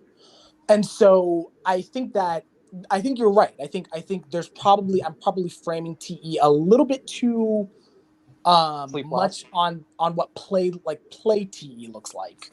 Yeah. Right. Yeah. And no, I you totally are doing a lot that. of play TE. Like when you say I don't think, period. No, you do think a lot when I'm around.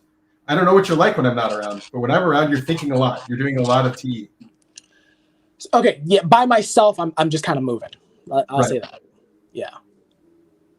So, and yeah, Chris. I mean, yeah. I don't know how high sleep is on. That would be by hypothesis. Maybe my working hypothesis. But I think the common ground is yes. It's like the thoughts. It's like yeah, kind of like what you just said. It's like the thought on the spectrum. It's like I don't know how good they are. I'm just looking for the best one. Yeah. Like it doesn't have to be mine. That's maybe that's what I mean. So.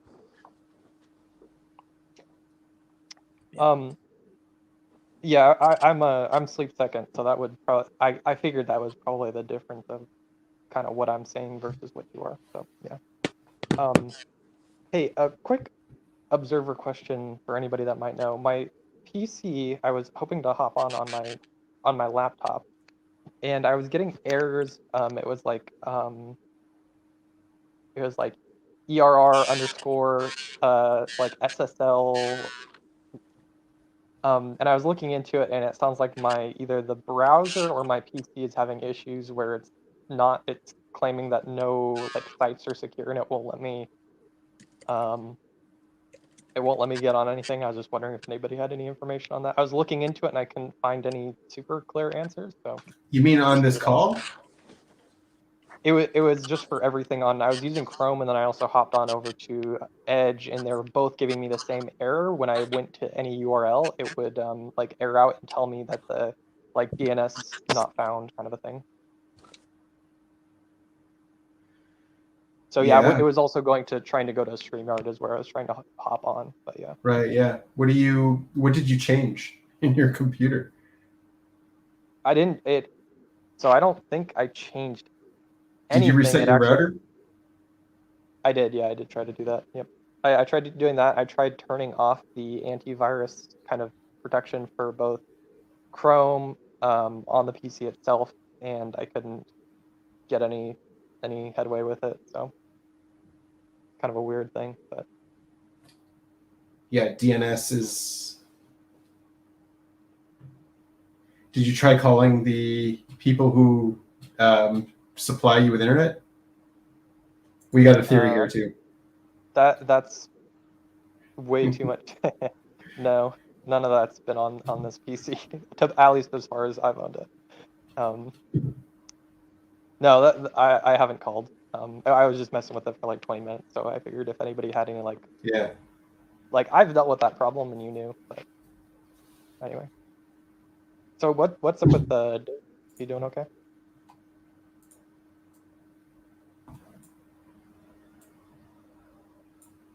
Did you bring us some videos to watch, Chris? I did. Yeah. Oh.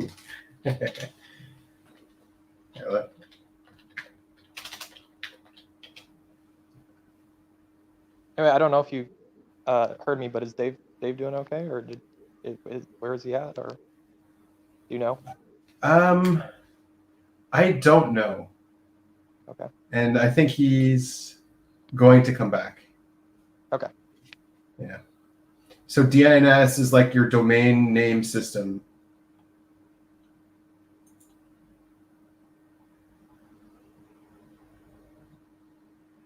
Did you try clearing your internet cache?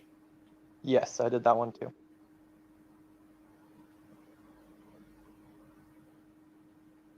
It was also a little bit annoying because I couldn't actually click on any of the sites that had the information, so I was looking on my phone, which was obnoxious. Yeah, I assume that.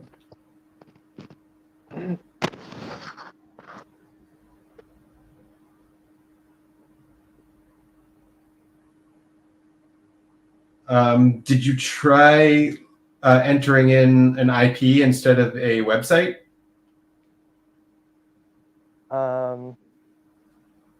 I do believe I did, but I could try that real quick. Here, let's see if website to IP lookup. All right, so let's look up YouTube.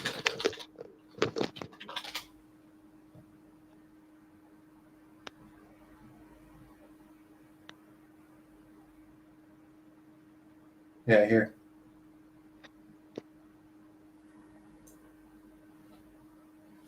So this is YouTube. If you want to like go to YouTube without typing in, because DNS is looking at like the web address and trying to find the IP for the web address and connect to that, right? Yeah. So here's like YouTube, for example. So like try typing that in your computer with like the double slash in front of it, and you should get to YouTube. No DNS required. Let's see if it works for me, first of all. 142. So double slash and then the HTTPS behind that. Yeah.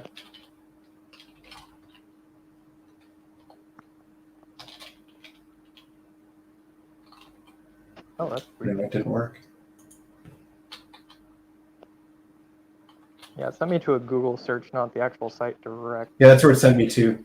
You know what? I think it is actually Google search. The site got it wrong.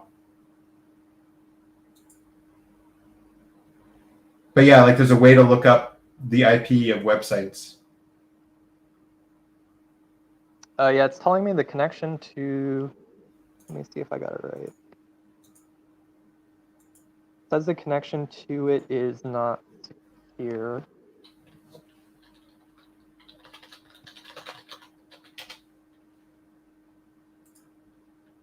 and it says that the site doesn't support HTTPS, so I don't.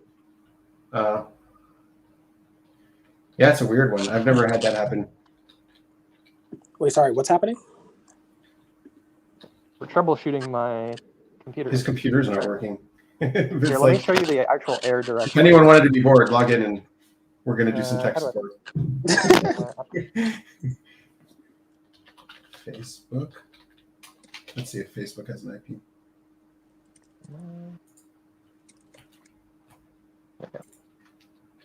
Yeah, but it's like a DNS problem. Or this is Facebook apparently. So it's ERR_SSL_protocol error. So Your connection is not private.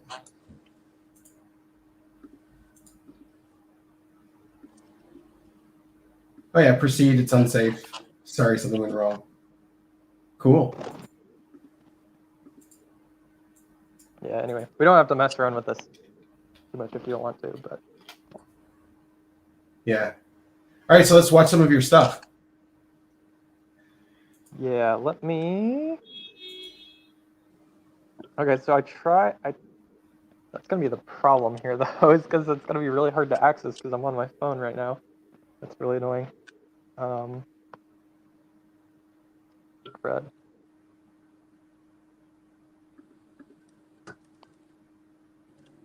Here, real quick. Let me just try to make sure that I like completely disable my antivirus. I'll try that real quick.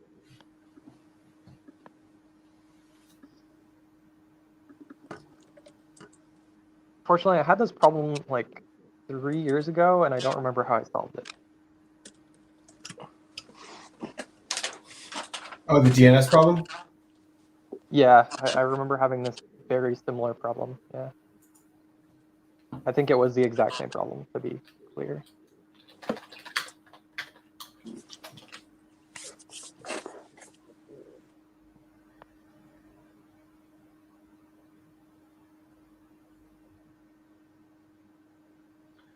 Yeah, everything here is just saying just restart your router.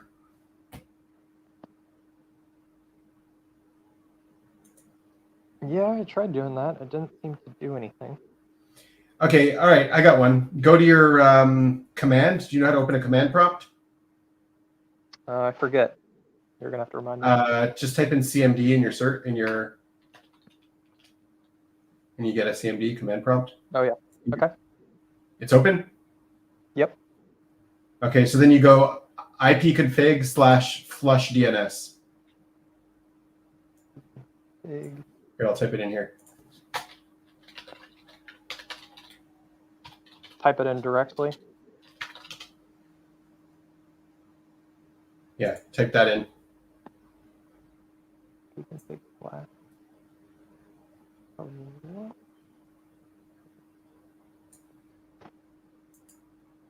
Okay. Did it do it? Yeah, it said it flushed it successfully. All right, now try opening.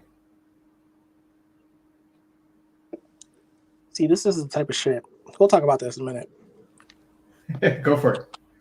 This is that TI shit. Yeah, still nothing. Yeah, still nothing. All right. Let me try Edge one more time just to see, because I'm thinking since Edge is having the same problems, it's probably a computer specific issue. Yeah, you tried restarting your computer, obviously. Yep. Yeah, and then Edge is giving me the exact same error. So Did you try running a network diagnostic on your computer? Yeah, that gives me it basically tells me to piss off and it doesn't know what to do. Troubleshooting can identify the problem. That sounds like Windows. Yeah.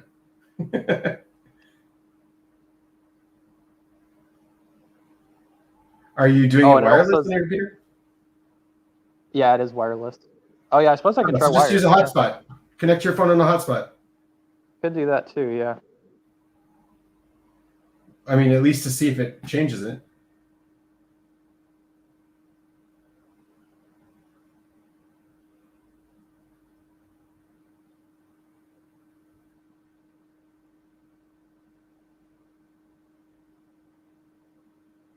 Chris, did you just do?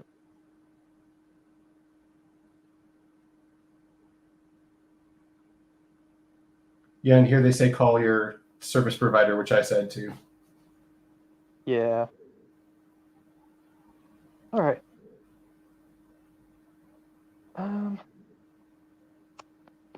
What does my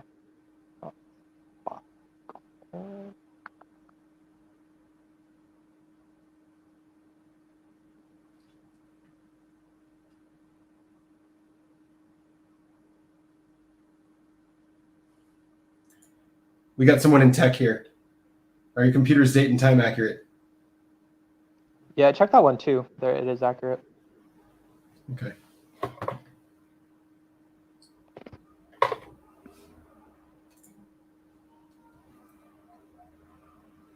Oh, later.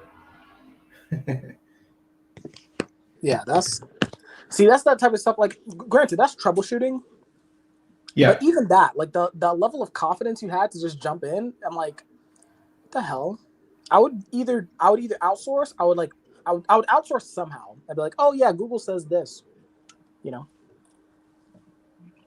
Yeah. I mean, not that I helped them or got anything right, but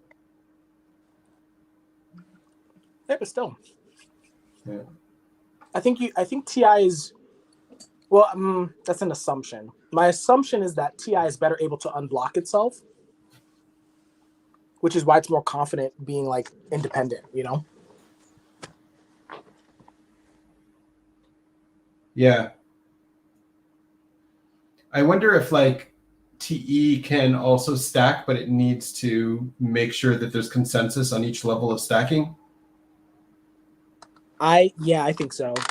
I mean, that makes the stacking fragile though, right? Because it's like the moment someone disagrees, what are you going to do? Yeah, it kind of sucks.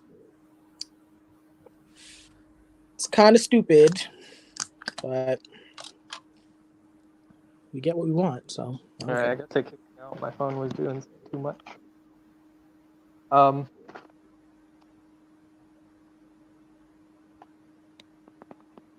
I guess my phone is or not my phone, but my computer is completely whacked out then, because even the hotspot isn't working. Interesting. Yeah. The internet's not working on the hotspot? The internet's working, but it's not allowing. It's still giving me the same error. The same error. Chrome. Yeah. Okay. So it's something on your computer. It's not something to do with your network. Yeah. It's good to know. What's that? Well, it's good to know. It's something to do with your computer, not with the network. Yeah, exactly. That's what I was hoping to figure out, because otherwise I'm really scrambling with a whole bunch of different people. Yeah. So now you know it has something to do with your PC. Well, I'll just reboot it, clear cache, and hope it works. Do you have a VPN running? I do not.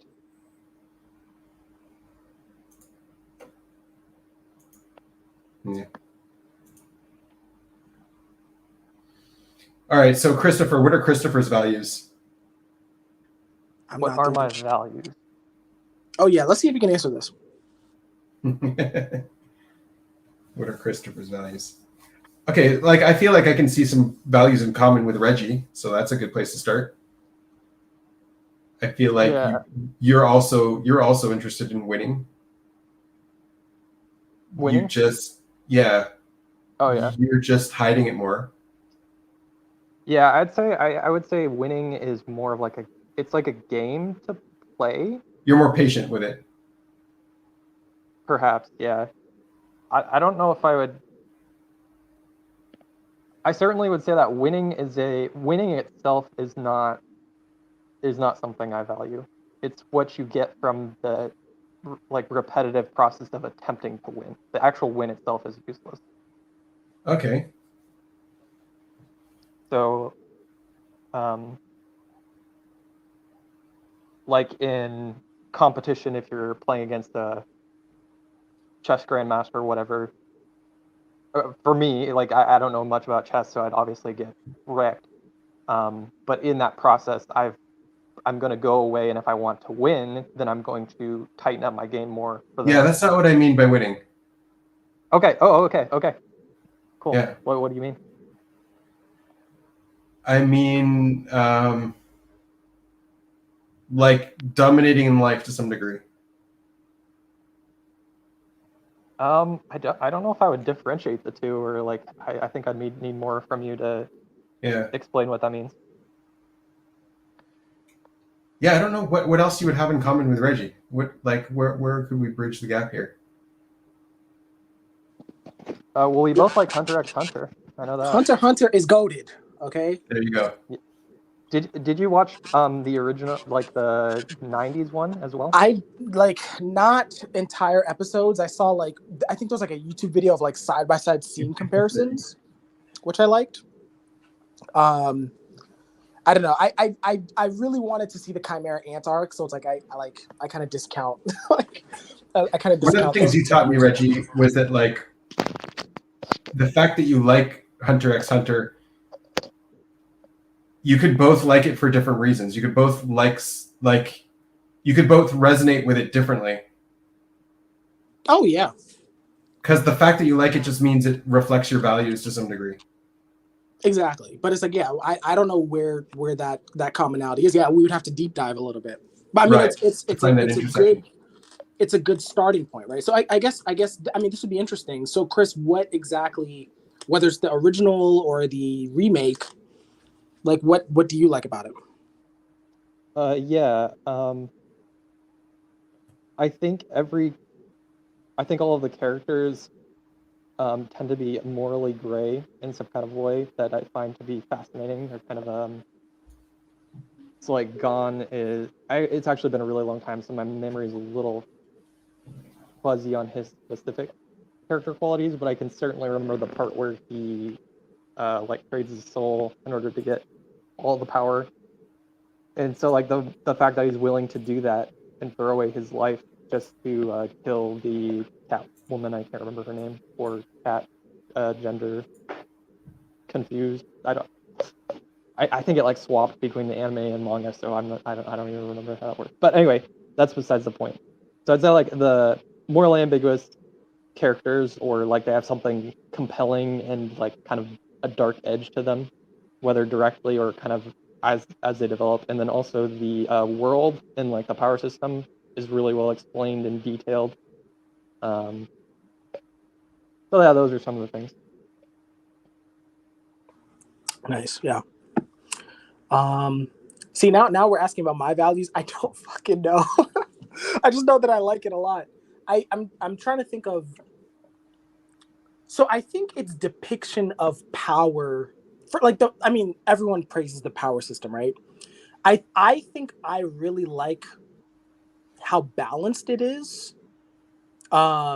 Especially given like, and especially like I don't know if you remember the Greed Island arc. I mean, I know you said it's been a while, but like one of the life lessons was that it's like, and this is ironic because I think I'm doing the opposite with NI, but it's like, even if you're able to do something, it's like the trade-off of trying to do something you're not naturally attuned to is so high usually that it's just not worth doing. Right? And so yeah, it's like, what part are you pulling that from exactly? So like what aspect is not Greed Island. This was Heaven's Arena, where they were learning Nen. And so if you remember if you remember the tiger bite guy or whatever that fought Hisoka, and like I think his natural affinity was like enhancement, like to like power himself up. But he spent like years and decades trying to duplicate himself, which he was not naturally attuned to. Right? And so for me, it's like and then he lost, right? And that Hisoka was like, yeah, it's like, why just waste, like you wasted your life basically doing that. Which is crazy because it's like he was really, it was an accomplishment that he did that on the one hand, but like the trade-off was just too high, right? And so I think the power system first in Heaven's Arena, where it teaches you like, if you know your strengths, it's like stick to your strengths and like improve the things that are adjacent to your strengths. Like that I feel like that concept, I think, is just very beautifully done because it's like it allows you to be an individual, I think. There's the winning again. Oh. Am I wrong? I mean, yeah, how to get better at life, I guess, yeah. Yeah. I can't look it up easily. So how do I do like a hard reboot of my computer rather than just restarting it? Is there a difference? I mean, restarting it is a hard reboot. Right, is it considered that? Okay, I was just making sure that I was doing what you mentioned and that there's nothing further. Yeah, But it's nice to hear that you were listening to what Reggie was saying. What do you mean? I'm just joking. Yes, I was listening to some degree, but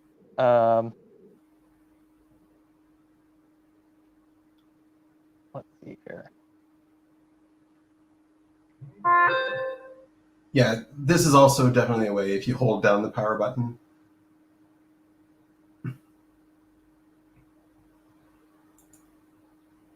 Oh, okay.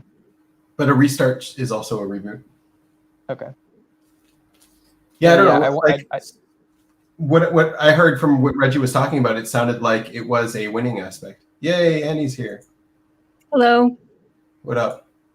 I had to leave at a very unfortunate timing because I had to go give a massage, and then the whole time I was worried about Dave. Yeah. Yeah. We're all worried about Dave. I think he's going to be okay. I sent him a message. I sent him a private. He says his stress chemicals are still dissipating. Right. Yeah. Oh. Well, that's good. Yeah. Hi, Annie. I don't believe we've met. I've heard you on here before, but I don't know if we've been on at the same time. Yeah, I don't think so. I've only been on like twice, I think. Yeah. What did you think about the whole feeling conversation? Well, I just got finished with the massage and started listening, so I think I missed some of it, but you all were talking about values. Yeah. I don't know. Do you have anything to contribute about like the SF sleep that Reggie was processing? Yeah, I mean, I'm so close to it. It's right. just so natural to me that, and I saw his post on Facebook too, and I was struggling to think of something to contribute because it's just the water that I swim in. So it's kind of hard. Yeah. To have anything to say about it. I mean, it sounds like you have a lot to say about it, not specifically, but by using it. Mm-hmm. Yeah. Yeah. So, I mean, what was the sticking point for Reggie? Like, Reggie. Well, one of the things I noticed a while ago is that like your demons, you're going to look at your demons and how they work and the mechanics of them. And then when it's your saviors, you're just going to use them. Like you don't look at what they are. They're just like a part of you and you're just using them. If that makes sense. Yeah. Like it sounds like you're using your sleep a lot and you're just giving us the results of using it, but looking at what it actually is. Yeah. Yeah. What am I actually doing? Yeah. Right. Don't know. Going over experience and putting things together and making sense of it and building an identity from what I understand, I guess. Yeah, that whole sentence you just I'm like, what is that? Oh God. Okay. Let me lock in. Hold on. What did you say? Like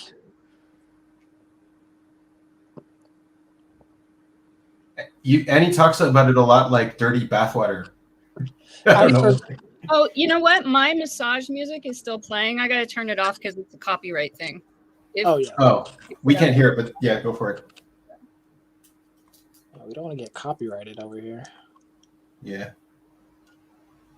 Oh yeah. Well, when I feel like I'm bathing in my own dirty bathwater, that's just when I'm stuck in sleep processing and I'm going over the same thing over and over again, and it's not useful.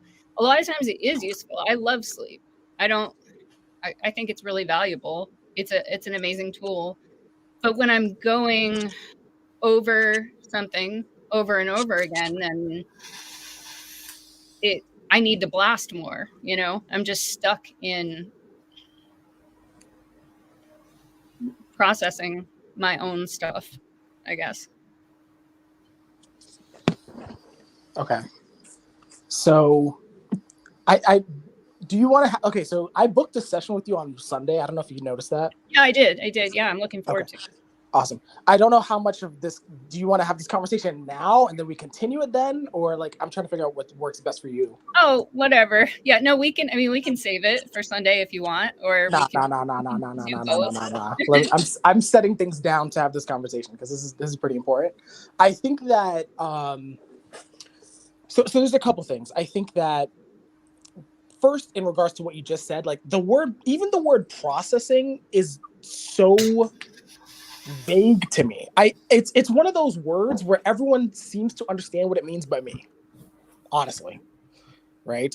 And so that's the first thing, and I think that actually leads to maybe the deeper issue that I have is when it comes to SF sleep specifically, especially with double masculine SF sleep. Maybe I'm just getting too far into the weeds at that point by adding the masculines, but I have always been concerned with the mechanics and the purpose of it, right?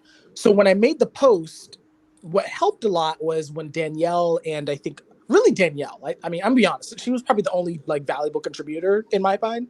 Because like she was like, here are the specific things I do when I do sleep. So it's like, you know, it's like thinking about the future, thinking about the past, going over like she called them fake memories, like fake scenarios, which I'm imagining are simulations of things that might happen. So almost, and I like, in my opinion, you know, like curating things that she enjoys and just doing them, like watching YouTube and things like that, which might be some consume, but that's okay. I'm okay with that. And then I think there were several other examples. Like there were like 4 or 5.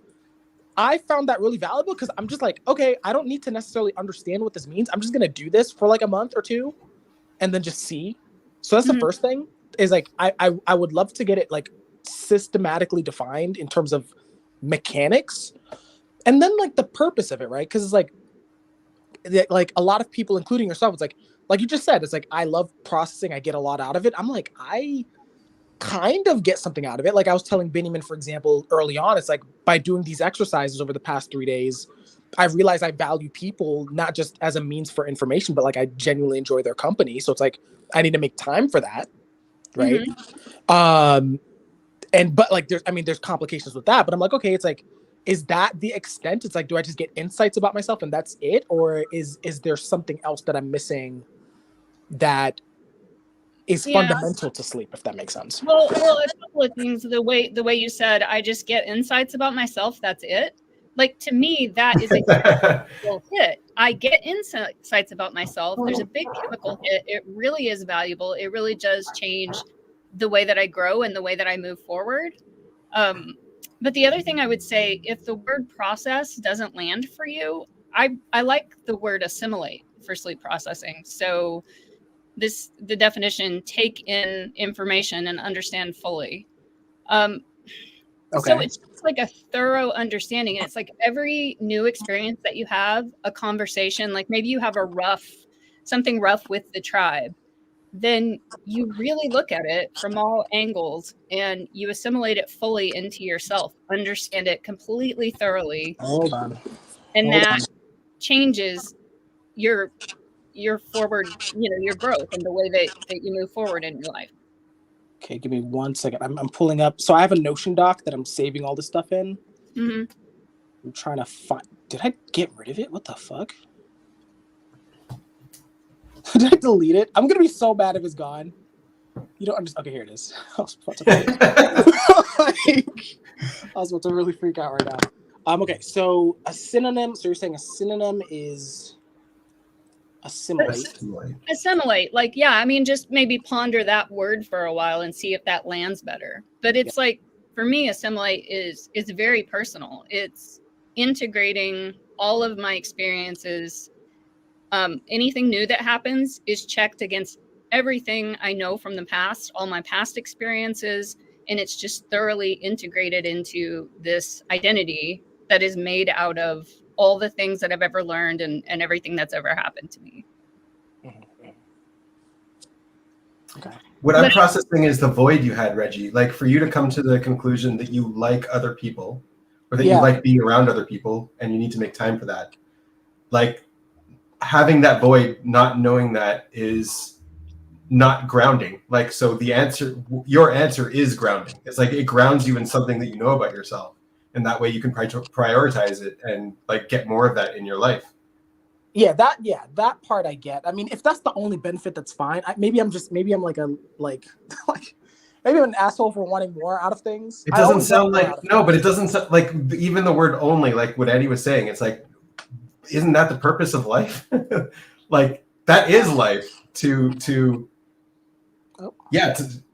know how to live. Like, yeah. Otherwise, you're a chicken with your head cut off. Like, what are you living for? What's the purpose? That's a great look. That's been my life for about like 28 years. So. All right, I won't interrupt anymore. I just wanted to interject. No, it's good.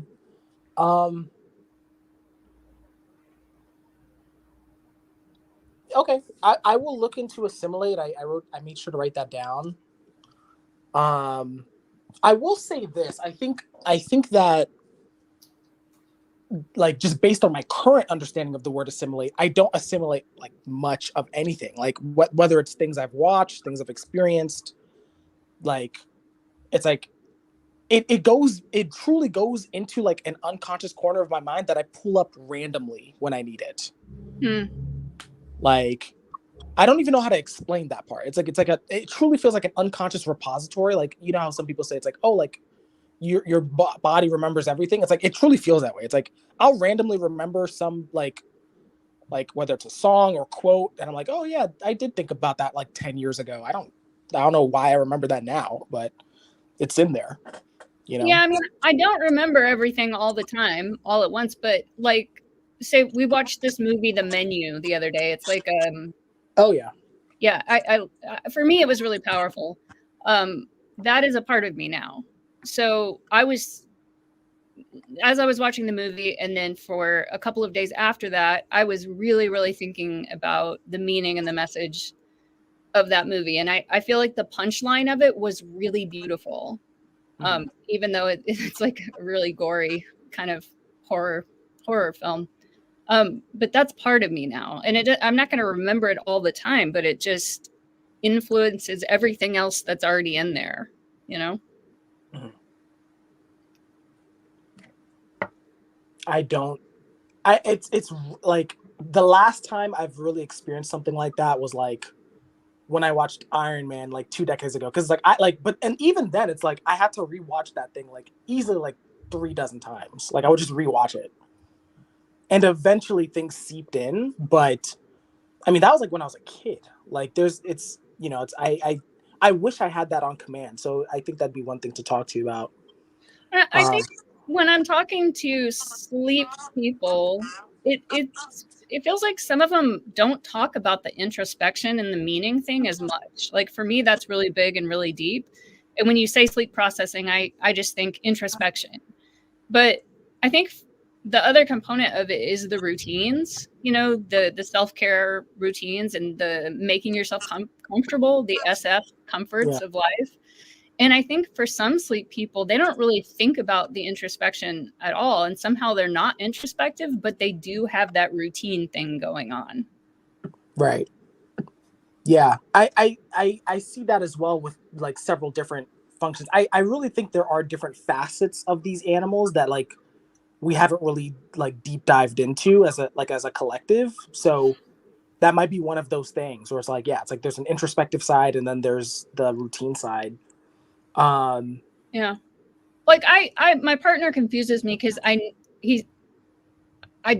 think he has sleep in at least the top 3, but probably the top 2, but he's not really introspective, or if he is, he's not sharing that with me. He won't share the end product of that.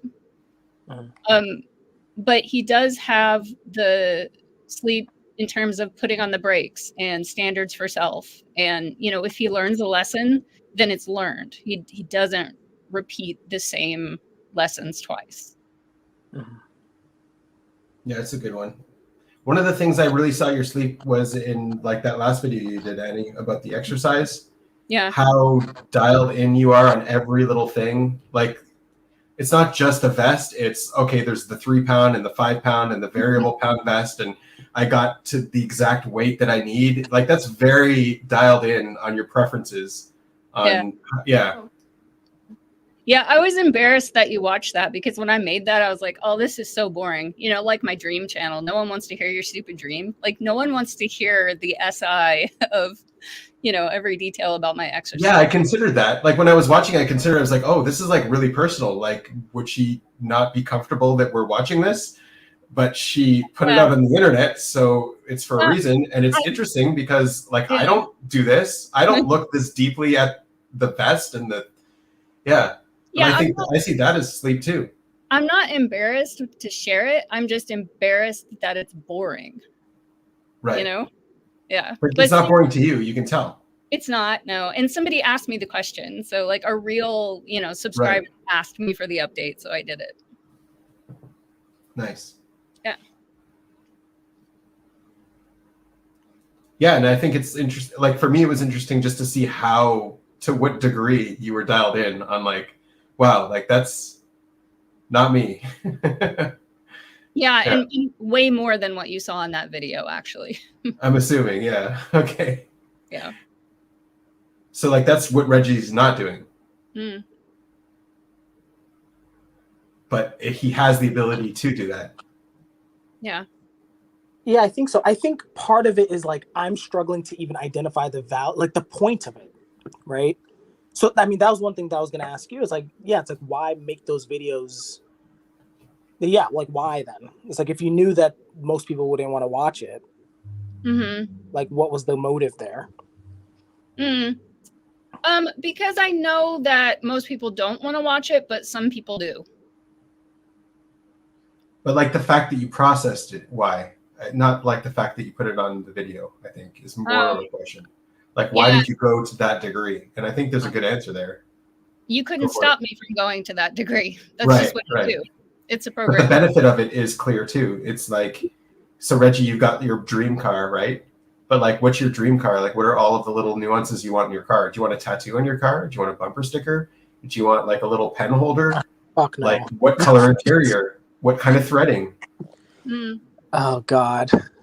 Like, what kind of rims? What kind of tires? I feel like that's easier because it's like I know what I'm aiming for with the experience. So I mean, maybe that's a good learning lesson there, because it's like with the car itself, it's like I'm pretty settled on, like, I know the color, I know all that stuff that you just mentioned, like, hell no to the bumper sticker and all that bullshit. But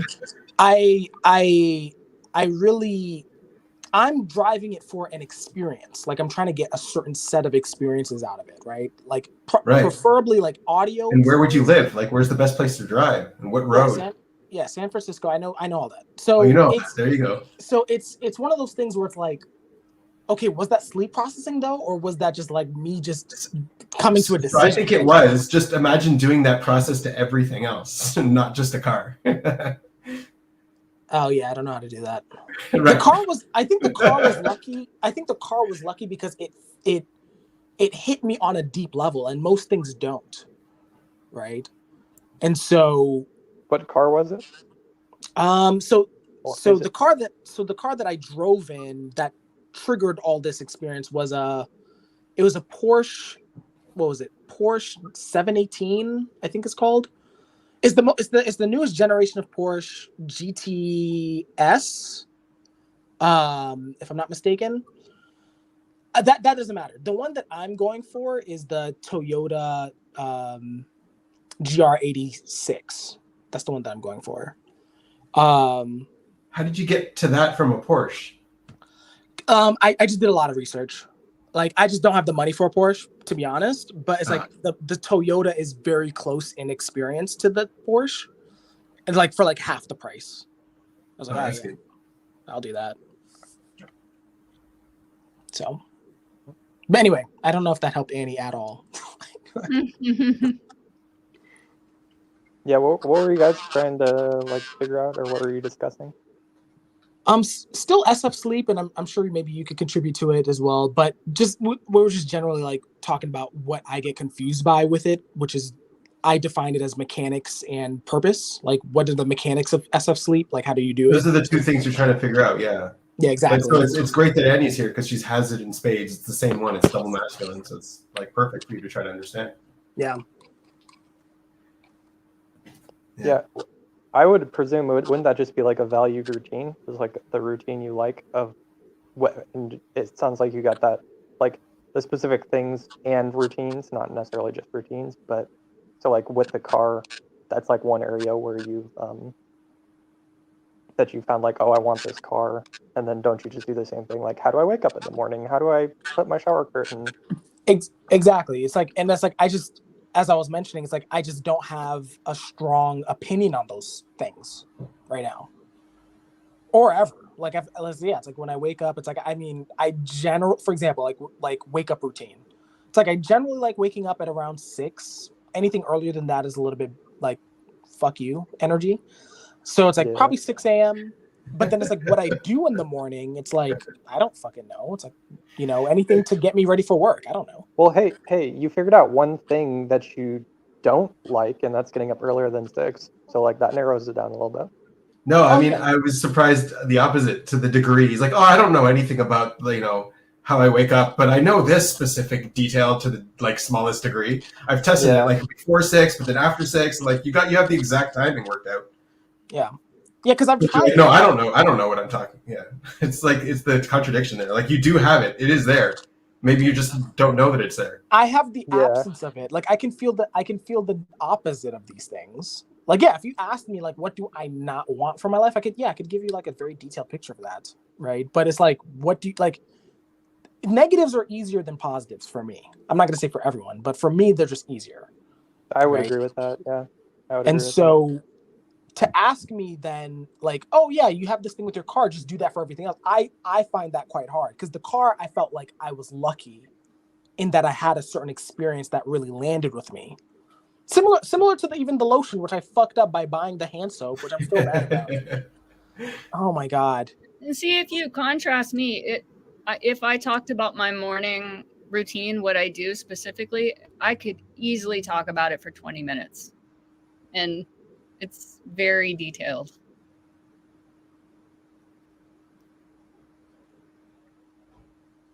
Yeah. Yeah, like, how did you reach that? Like, is it just exactly like I don't know how. That's it. How did you reach that? That's the sleep. Yeah, I mean, it happens over time. There's just certain things work better. I wake up at 4 to turn on the espresso machine so that it will be heated up. I sleep for one more sleep cycle. That takes me to about 5 or 5:30. I mean, I could go on and on, but it was all trial and error. I found out maybe it's just because I'm older, but like if I do this thing in this specific order, it works better and I feel good and I love my morning routine. And then that happens in other areas like getting ready for a massage appointment. I do these certain things in this certain order because that is the best way. And I know that because of trial and error. And so once I find it, I stick to it. Yeah.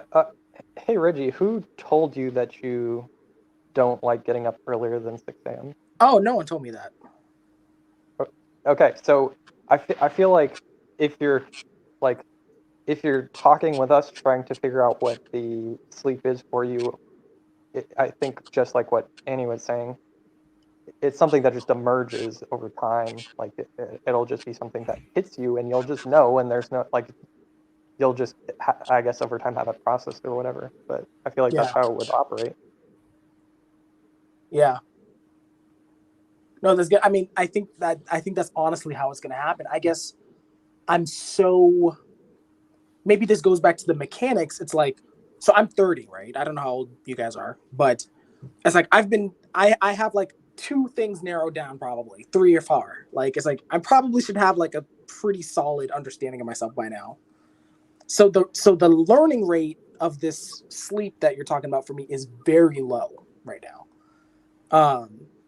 So I'm concerned that if I'm left to my own devices, I'll keep this this rate, which I don't want, right?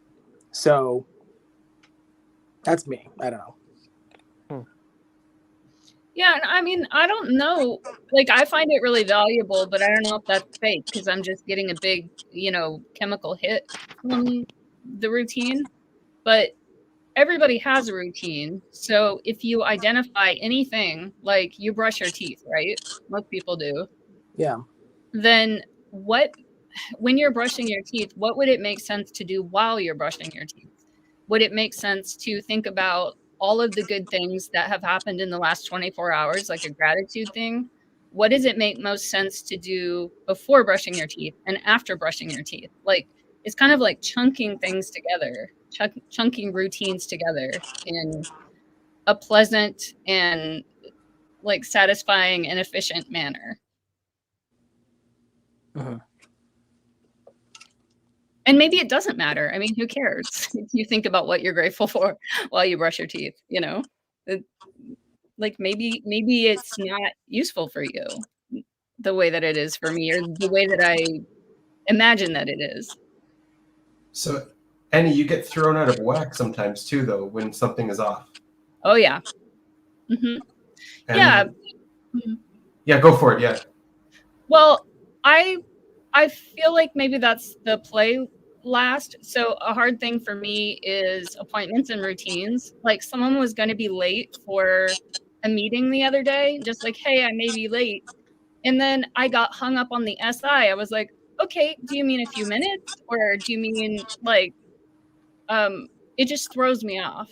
It throws me off if things don't go the way that I think that they're going to.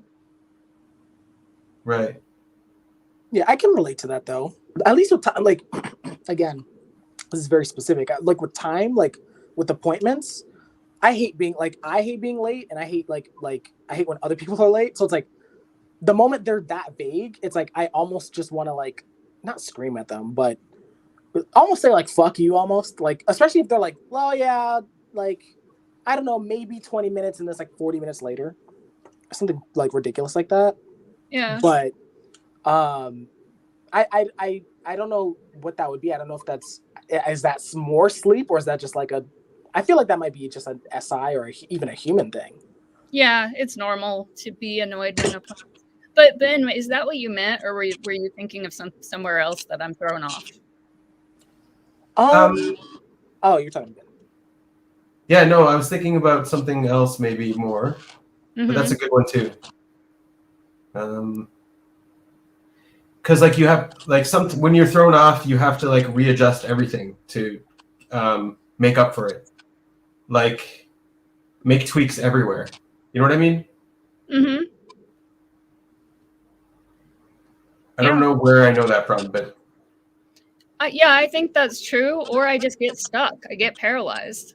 Like, the day didn't go the way I thought it was going to go. So now I have no idea what to do with myself, and I can't recalibrate. Right, recalibrating. Mm-hmm. Oh, that's interesting.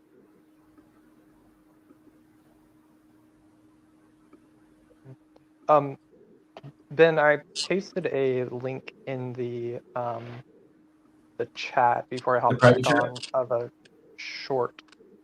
Whenever you want to pull it up. I don't have it in the chat. Oh yeah, me either. Oh, you don't? Yep. There's no link. Maybe does it stop links from being pasted? You can go to private chat to paste the link. Oh, what's private chat? In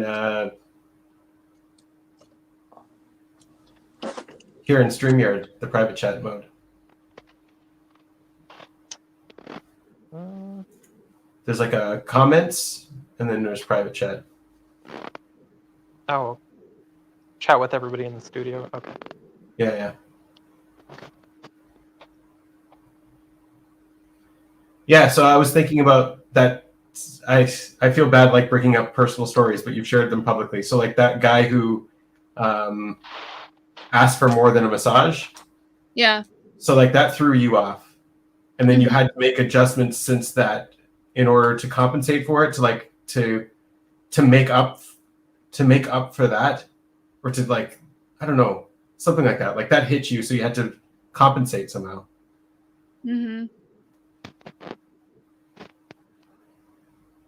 Yeah. Like I you don't wanted know. to tell him off was one of the things going on there. Yeah.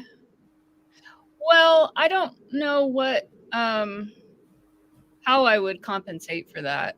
Well, you're my best friend, so don't take this the wrong way. Sorry, Hmm? my speaker went off. Keep going. Sorry. Well, yeah, I don't know how I would compensate for that. I guess I wasn't thinking of it that way. I really just froze. Was like, yeah, I was angry, but I'm a freeze person. I'm not a fight person. I'm not very assertive. It's hard for me to find my voice in those situations. So I wanted to just get him out of my space and then deal with him later. It's easier for me to send a text message than tell someone face to face, like, I'm never going to see you again, you know?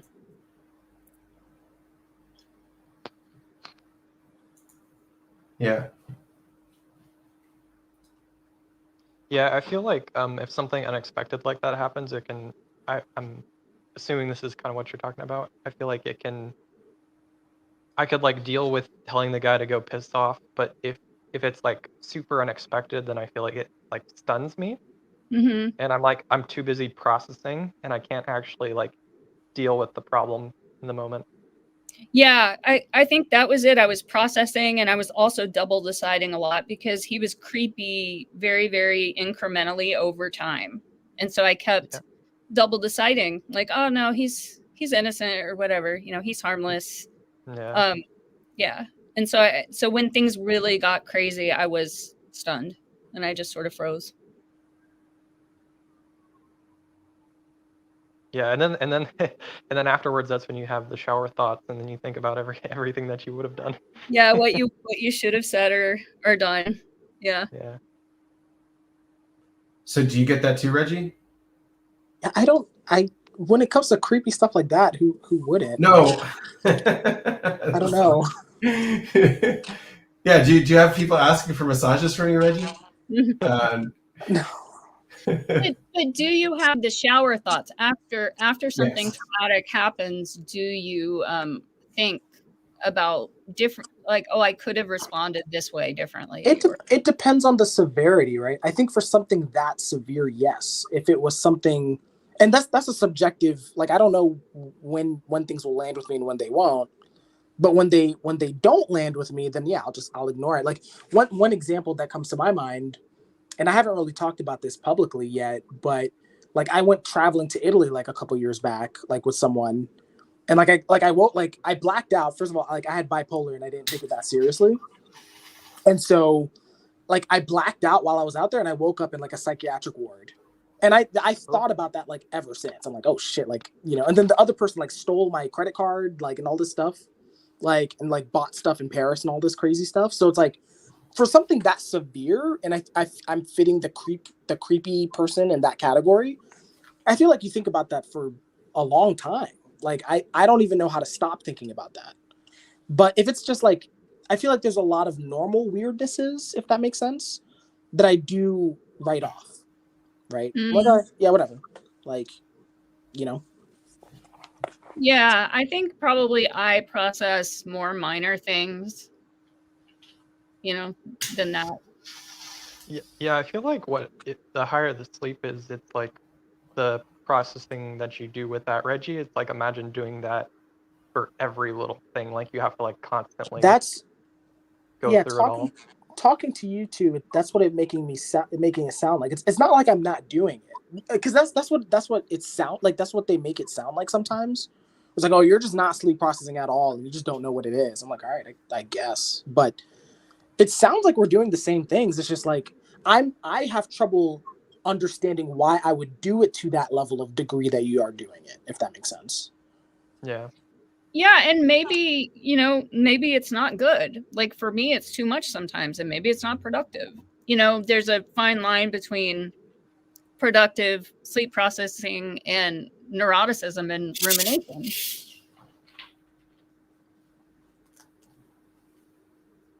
Yeah, it's the opposite struggle.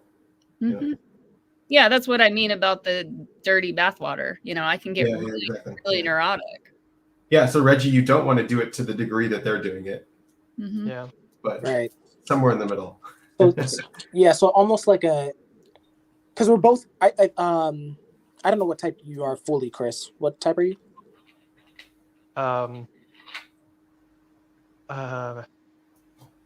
NITE, blast, sleep, play, consume, Okay. double feminine. Right. So I was thinking something like that. It's like I probably need to process to the level of an energy dom and stop. Because that seems like I feel like they know how to balance the two, right? Naturally. Yeah, I could be wrong about presumably. that. I don't know. Presumably, don't I know could if be I- wrong about that. Yeah, I'm not quite sure. So what is this? We have 45 seconds of a clip here that we've been presented. Do you want to give an overview, Chris, or should we just watch it? No, I'd rather give the overview afterwards, just to get you guys' raw reactions without poisoning the well. All right. Dave, are you here? You going to watch this with us, man? I got plenty more, so if he doesn't want to come around, it's all cool. Yeah.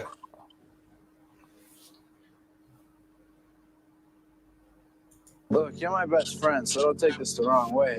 20 years, if you're still living here, coming over my Yeah, I've house seen to this watch the movie. Patriots game, still working construction, I'll kill you. That's not a threat. What? That's a fact. I'll kill you. What are you talking about? Look, you got something none of us. Oh, come on. Why is it always this? I mean, I owe it to myself to do this or that. What if I don't want to? No. You don't owe it to yourself. You owe it to me. Because tomorrow I'm going to wake up and I'll be 50. And I'll still be doing your shit. And that's all right. That's fine. You're sitting on a winning lottery ticket. You're too much of a to cash it in. And that's bull. Because I'd do anything to have what you got. So would any of these guys. It'd be an insult to us if you're still here in 20 years. Hanging around here is a waste of your time. Yeah. Okay, so has anybody seen that movie by chance? Yeah, I I saw feel it. like I have, but what was it? It's Good Will Hunting. Oh, yeah, of course. So that's near the end of the movie, and Reggie, have you seen it? Do you have any context? I have not yet. No. Okay, so the Matt Damon, the actor who was, I guess he was the one on the left, technically. He has like a super duper high IQ and like photographic memory where he can just like skim through books, and he doesn't even have to read the page. He just looks at it and sees the whole thing and memorizes it essentially. And the reason why I brought that clip up, I've always thought about like high IQ, and it's like, is it the moral responsibility of somebody with high IQ to like use that gift, quote unquote, because IQ is ultimately like, well, like not, it doesn't necessarily have to be IQ, but any kind of like giftedness, if you're really smart or whatever, or really competent, like, do you owe it to other people to be successful, to like make society better? Was kind of some of the thoughts I was having, but I feel like there's a lot you can pull out of that. I don't think so, because maybe he still would. There's different kinds of making a difference. I have a client with a really high IQ, but he's also a 4, and he's just super nice, and he gives so much to other people, and he does help them with their ST problems. He fixes things. Like, he doesn't need to be a rocket surgeon. Who cares? Yeah. He's just a nice guy that helps people out all the time. Yeah, that's what I was getting from the movie. Is like it's just he's a 4, so and everyone wants him to use it as if he's a 1. Yeah. Mhm. Yeah. But to some degree, also yes, like if you realize that you have something to fill voids and you can see voids around you, it's kind of your responsibility to fill those voids. Yeah, I was gonna say, and specifically in the context of the movie, I feel like part of it almost seems like there's like a self-sabotage, like irresponsibility on his part, where he's not taking responsibility for the things that are obvious to himself that he should be taking responsibility for. So like with his relationship, he's not working with it appropriately or what have you.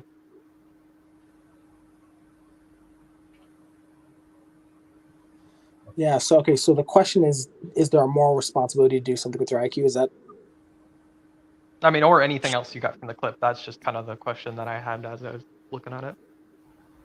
Yeah, I think. Or like, actually, How do let me rephrase it a little bit. If you had a high IQ, would you feel like you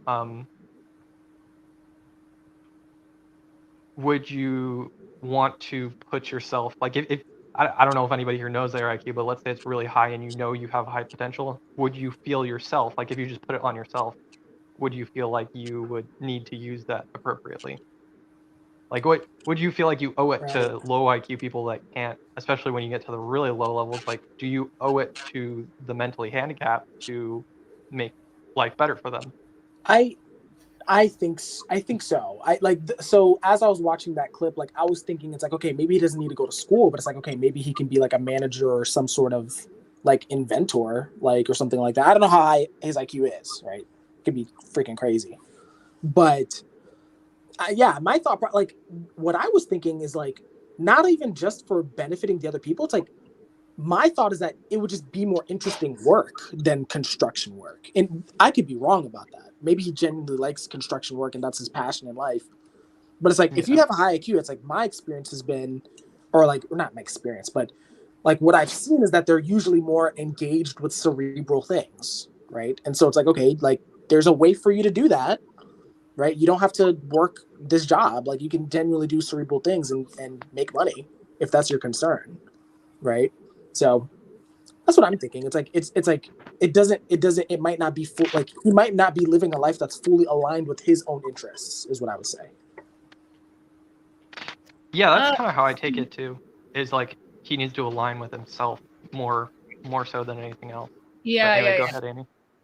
Yeah, no, I was thinking the same thing. It's like people are wanting him to be a one. Or like, I mean, if NASA calls him and says, "Hey, we need you or we're all going to die," and he refuses to contribute, then yeah, I mean, he should. You know, if NASA calls him and they need him. But my partner has a really high IQ and he fixes things for people.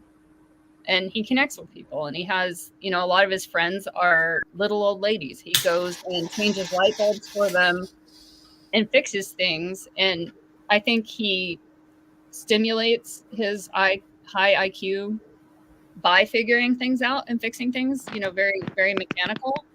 And he touches people's lives, you know, just on an individual one-to-one basis. But he's never going to be a one, or, you know, never going to be super ambitious in terms of winning the whole game and taking all the cash prizes.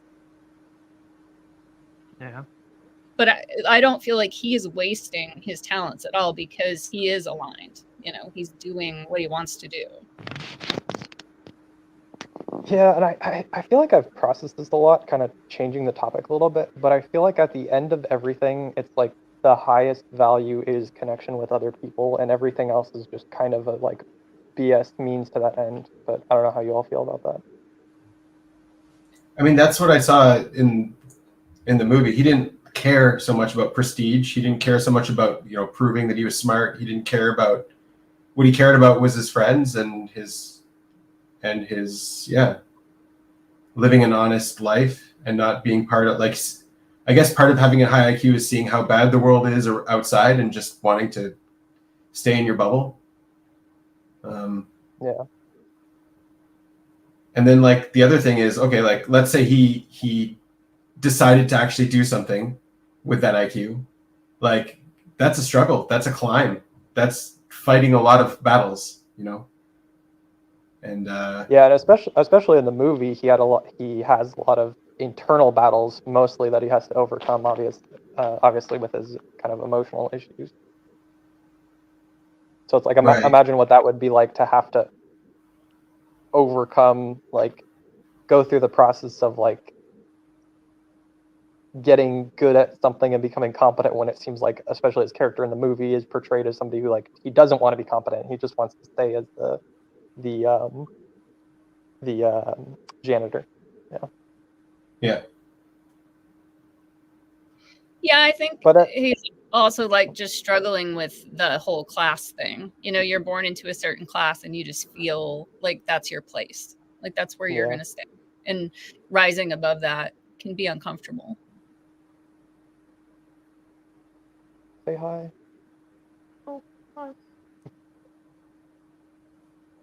Eating cheese or sausage. That's actually interesting because I feel like I've never really like that. That's always been a weird thing to me is the boxes that people put them in as like I'm supposed to be with these people at this kind of a like don't make more than 60K. And I feel like there's a lot of studies that I've heard about. I can't remember any of them about how people like generationally stay within like a certain degree of income and everything. But how do you guys view yourselves in terms of like do you see like the boundaries of the boundaries of like what you think you can do accordingly with like your tribe? Like, oh, I can't go and be the person that goes to a theater and watches movies because everybody I know watches movies at home in their backyard. Like kind of those weird arbitrary boundaries that we draw based on the people around us. Do you guys feel that or see that or Mm. I don't know? Not for me, not in that way, but I do have a unique perspective because when I was growing up, there was a middle class and there isn't anymore.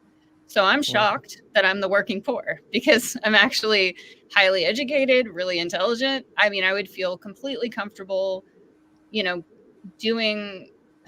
grew up going to the opera and doing those, more classier things. And I guess I always thought like, well, you choose something and you work and then you have money and you're middle class and you're comfortable, but it's just not how it is anymore.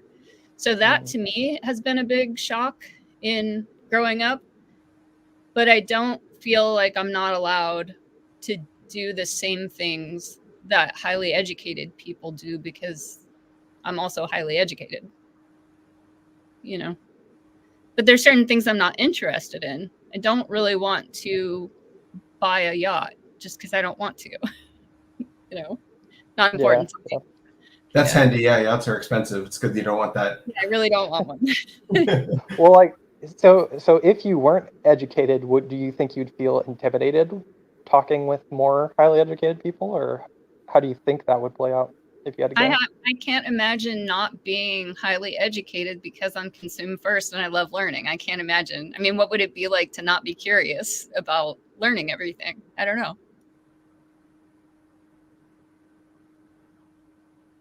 Okay. Well, I'm gonna go and we don't have to watch it right away, but I'm gonna go try to find another like clip or video or something. And I have some longer ones. What about you though? You brought this up, so the social boundary stuff. Where are you stuck in the social boundaries? What do you feel like you're not allowed to do? Oh, I feel like for me the only boundary is like competence. If I feel like I'm incompetent and I don't know enough in a certain area, then that's really like I get a strong internal pull. For instance, if I was like to show up at a mechanic shop and be employed as a mechanic, I'd be like terrified because I don't know enough about mechanics. Like I couldn't pretend like I belong there. I guess for me, it's like the act of doing like whatever. If I can't actually do the thing, then I shouldn't be there. I feel like that's the only boundary that I can think of right now that I'm conscious of anyway. Is just like if I can't. Yeah, that's a good contrast. Because like I personally feel like so I don't know anything about being a mechanic. I've never fixed cars or anything, but I feel like if I wanted to, I would just figure it out and do it. Like I don't feel like I'm in a mechanic shop and I need to be a mechanic. Yeah, sure, give me a week, I'll learn it, and then we'll be fine. Like I don't feel like I need expertise or competency there. So for me, it would be like experience. So like I could say the same thing, and I think I would say the same thing of like, give me a week and I'll figure it out. But if I would need to have that week already there to show up to the mechanic shop. Like I'd already need the proof of like I've already put together 3 Toyota Camry motors. So I went to apply for a job in aeronautical engineering, and I don't know anything about aeronautical engineering, and it's like for a missile defense company, and I know nothing about airplanes or nothing like that, but I know physics, and I'm like, so I went to apply, and within like a week I figured out all of that stuff. And I went for an interview, and then they asked me questions on the interview, and I got all their questions right. Then they gave me assignment, so I did the whole assignment and I gave it into them. It was like I did things in a different way than they're used to, but I still got all to the right answers. And so then I got accepted to the job, but then like they found out I've got too big of a YouTube channel or whatever, and they don't want people in the public eye to, work in that kind of stuff. I was like, I could have deleted it. Like, tell me. Yeah. But anyway, so I got refused at like, after I got accepted, I got refused. But anyways, it's like, yeah, I learned aeronautical engineering in, a week, and I did an assignment. I don't feel like that's holding me back, the competency. Yeah, but you had to me, the way I perceive it anyway, when you talk about it, is it's like, to me, I feel like I could put myself in that position and agree with you that I would be able to walk in and feel the same, but like you had the physics understanding to walk in and be like, okay, I know enough about a topic that's closely enough related that I can then learn the rest. So it's like you have you're not walking into a complete void. I think that's well, they didn't see it that way. Yeah, they didn't see it that way because like they're highly specialized. Like all of their formulas and all of the way they're thinking, they go to school for 4 years to figure all this stuff out, right? It's highly specialized. But for me, I'm like the physics. So they ask me a specific question, then I know how to get to the right answer, even if I don't have their highly specialized, theories and ideas. And yeah, I don't know. It's interesting because I did have to do research. Like I did have to work to figure out like what's going on there. Was that really, really disappointing? Yeah, for sure. That's really sad. It makes me sad. Yeah, I mean, Russ is the same way about like since I've met him, my car has never been in the shop. And he just figures it out, He learns everything he knows about mechanics from YouTube. Yeah. Yeah.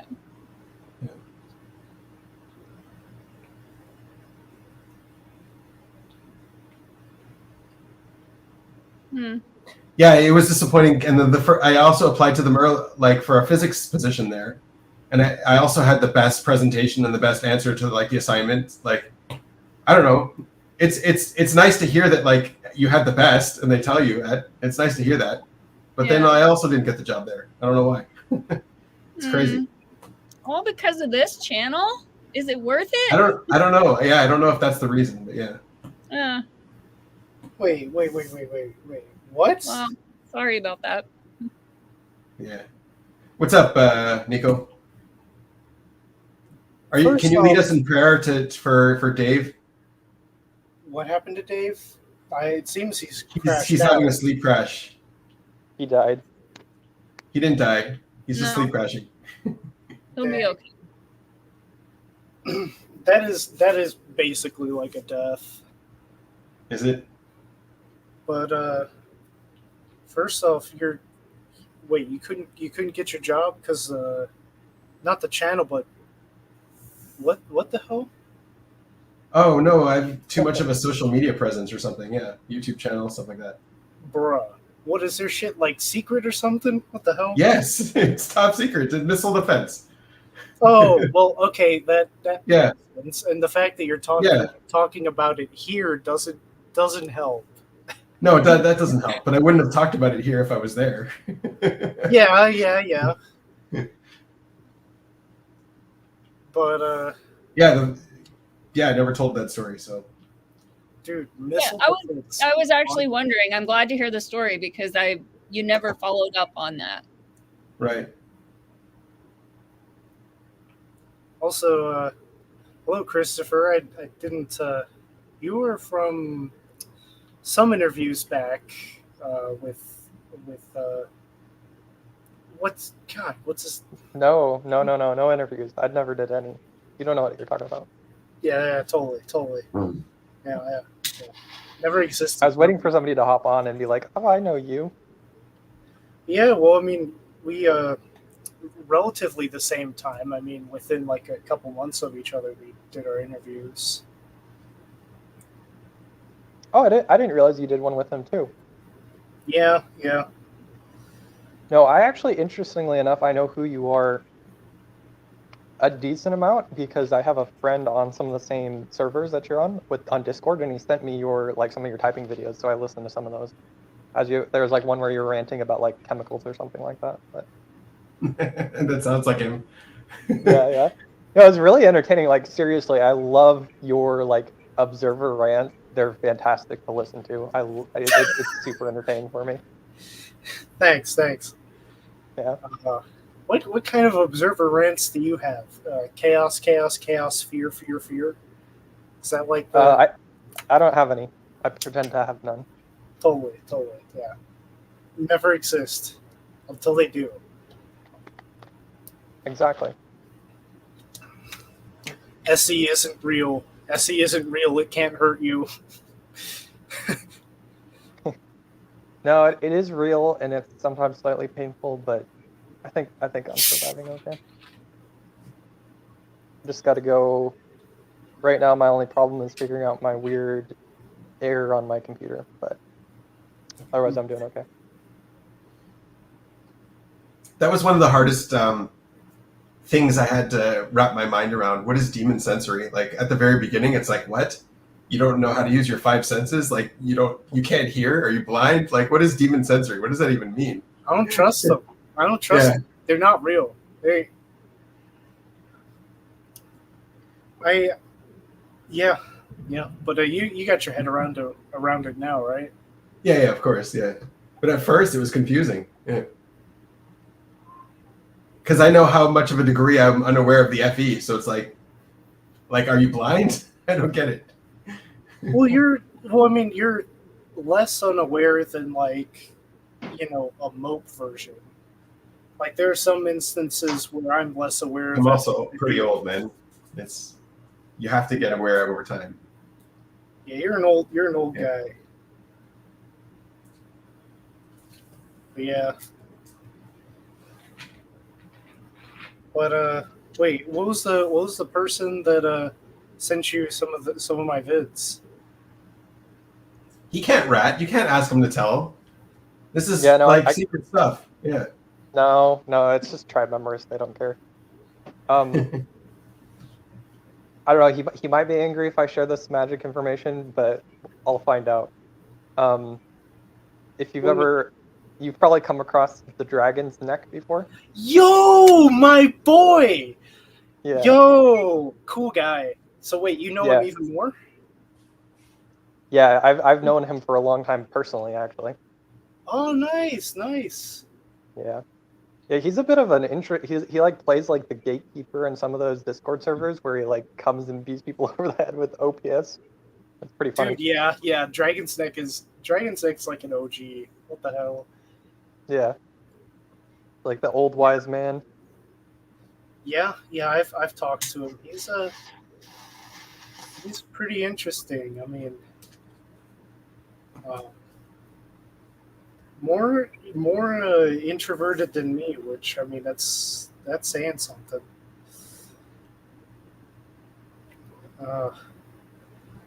Yeah, he's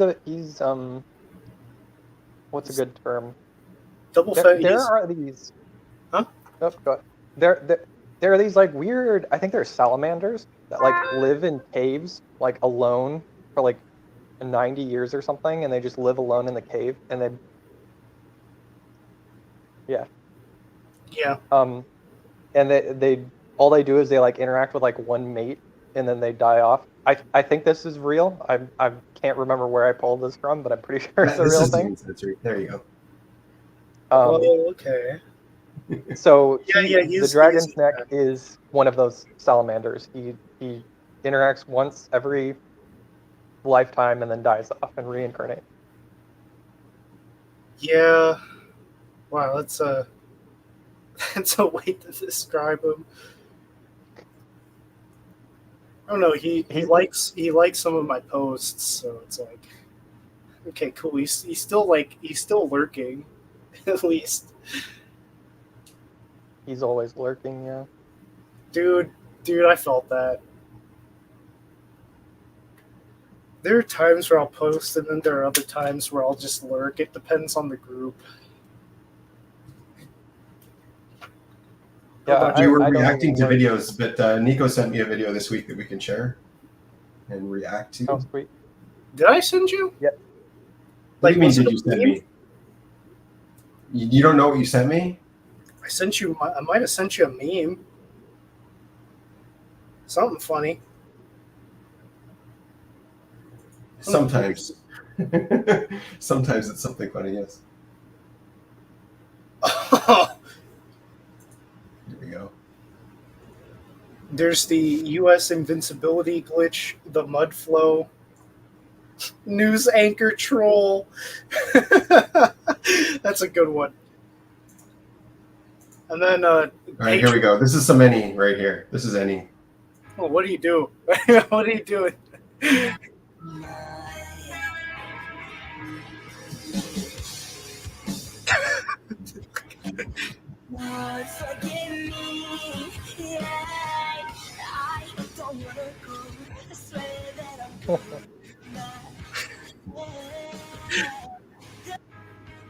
Yeah. What the hell? I mean, what do you do? What That sensory does not go together. Of course, Nothing about that sensory makes sense. It's not supposed to. I know.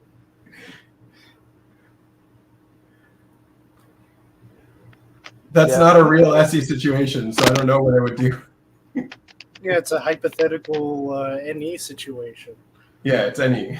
That essentially you run through the scenario enough times, it becomes an SI situation.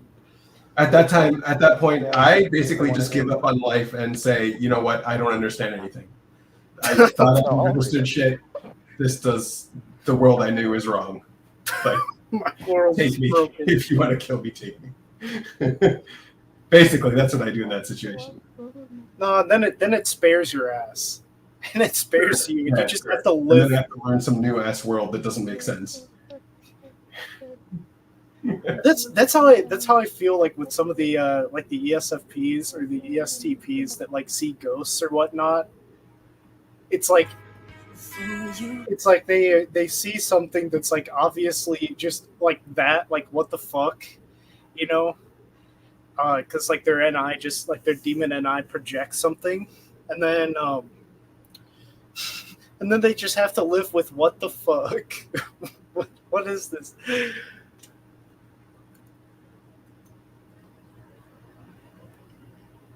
Yeah, I don't see how knowing what to do in this situation would help me in any way, shape, or form. Like, that's not a question I know why you would answer. That might be like I'm not sure. That might be like NT play, like an Right. NT play question. I don't know. You tell me. Why? Why would you want to know the answer to this question? Well, you know, simply to figure it out. You know, Right. simply to know what do you do? This is like pure self amusement. There's no reason for it. Like, they're just entertaining. It's just like, yeah, it's like what I would do in the situation is I'm just trying to like have fun, just talking myself up, basically. Dude has like a stare in the mirror hype up session as the world just gets ripped apart.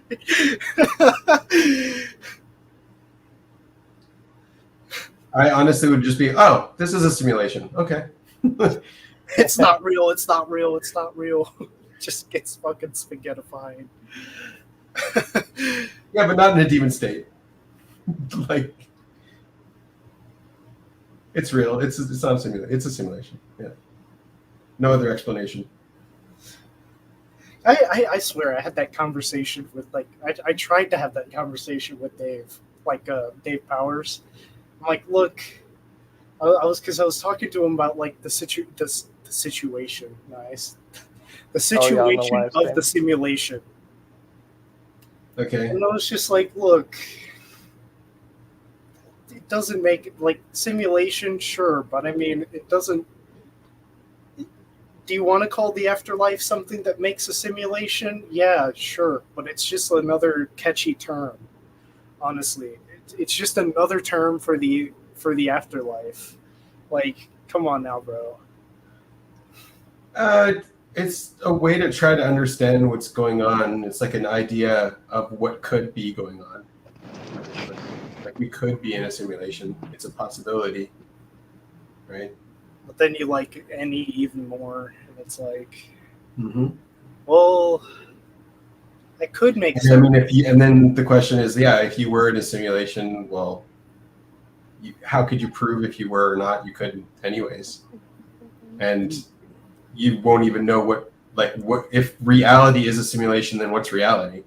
Like, okay, yeah, so this is the only reality I have, so whatever, it's a simulation, what does it matter? It's still the same thing. I'm still living my life. Yeah, and it's like, oh, Yeah. okay, say this is not, say that, this is a simulation. The way I kind of think of a simulation is some form of projection from a higher, from whatever a computer would be. It's projecting. It's projecting. Well, yeah, but I mean, from your perspective, it is a simulation. Like you are simulating consciousness. Consciousness is a simulation. There's from what I can tell, there is a reality outside of consciousness, but we have to simulate reality within our own consciousness. And even like just watching this on TV, where it's being simulated for the way that our consciousness understands things.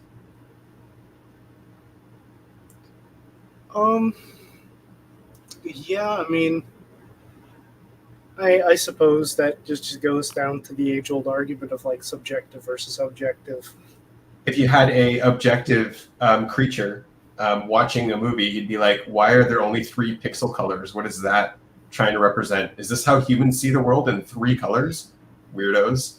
What is this like weird frames per second too? Yeah, what is this resolution? What, they're not seeing atoms, they're not seeing subatomic particles and bosons and all of that stuff. They're just seeing this macroscopic weirdness. And it's the fucking ultra sensor. Like what? Why are they simulating out pressure waves? Out of everything they want to simulate, it's pressure waves, it's sound. Like, okay, all right. Yeah, I mean, it's a media. So all of this is the way like we present the world back to ourselves, the way we observe it. Like, if an objective creature wouldn't get anything out of watching a movie. Well, But we simulate it for ourselves.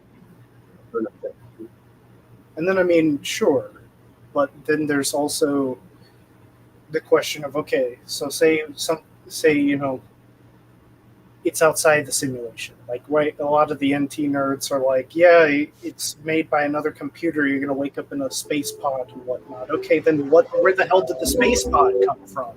Okay, like where'd the space pod come from? Where'd the computer come from? All right, then that means that there's either another level, or either there's sure, this is a simulation, and then there's another level on top, where you wake up in a matrix pod. Yeah, sure, and then what after? And the way I look at it, I'm like, okay, well, you can have this infinite recursion, but I'm like, okay, sure, you can have just infinite loop. Well, it's like, well, that doesn't make absolute sense. It doesn't make too much sense. So it's like, all right, well, what about just something incomprehensible? Have a good day, type shit. And it's like, okay, if something is projecting our reality based off of principles that are absolutely incomprehensible, incapable of knowing, incapable of understanding, incapable of any form of conception, it's like, okay, sure, you want to say reality is a simulation based off of that? Sure. But I mean, then you go and look at like biblical angels. You know why it's hard for me to listen to this? It's because it's so far away from reality. Like, it's not, you're not even trying to get to what reality is. That's not even your question. Well, yeah, I'm trying to figure out what's outside of it. No, you're trying to like go all in on this hypothetical thing that's not real. It's like, it's completely fake, but you're like, okay, but if it was real, then it would mean this, and then this, and then this, and then this. And like, what? But it's not real. Like, why are you going that deep on all of the what ifs? We'll take well, I mean, right, if you take I mean, I guess, right, It's the what if reality is a simulation? What if you don't know reality? Right, but you're talking about a very specific SI simulation that is like obviously not true, right? But like you're talking about the matrix pods and stuff like that, right? I mean, that's a placeholder word. That's like placeholder. Sure. Sure, like you wake up in matrix pod, quote unquote. Well, what if you don't wake up? The- If you're truly a simulation, then you don't have a wake up. You're just in a simulation. And then you don't. Yeah.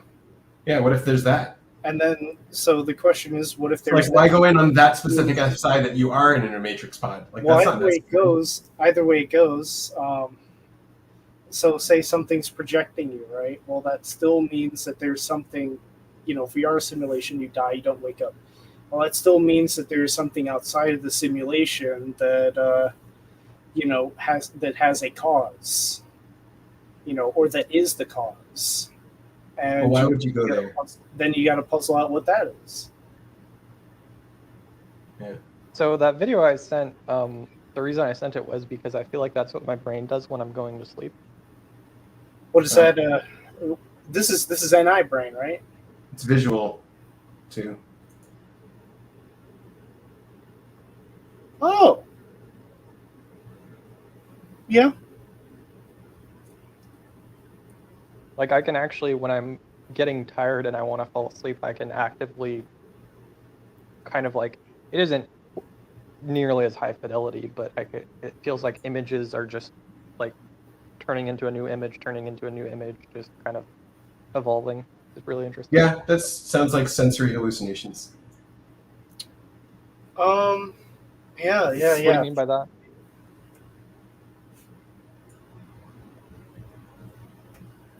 I mean, what yeah, do you mean by it sounds like sensory hallucinations. I've had those. I can do those. Why not?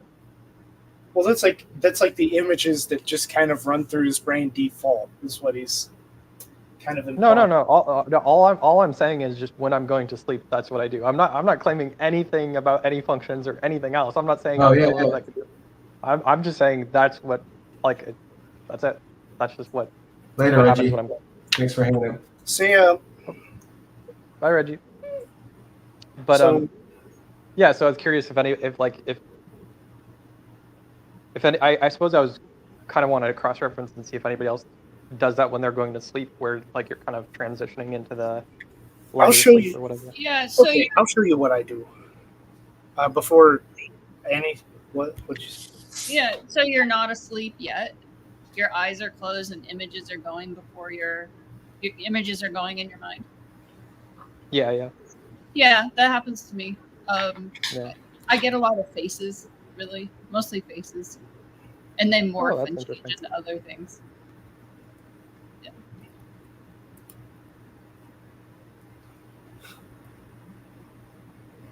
Yeah, no, I didn't send that clip as like oh, I'm intuitive and only intuitives have this experience. That wasn't what I was getting at. No, I didn't think you were. Then Yeah. okay. It seemed like you might have been getting the impression like I was saying like, oh, only I experienced this fancy thing.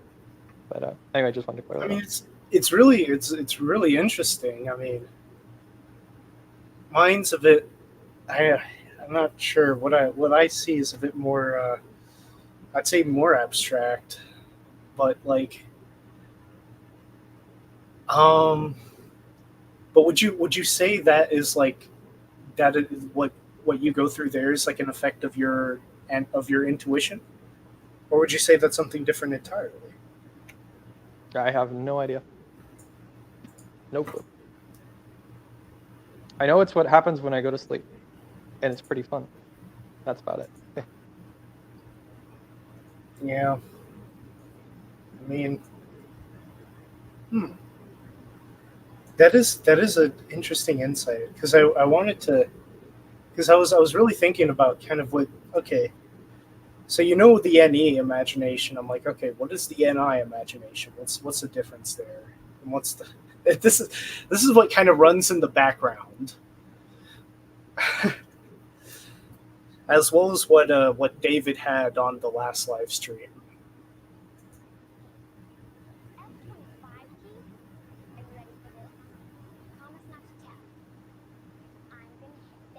What are I'm we gonna go watching? to sleep.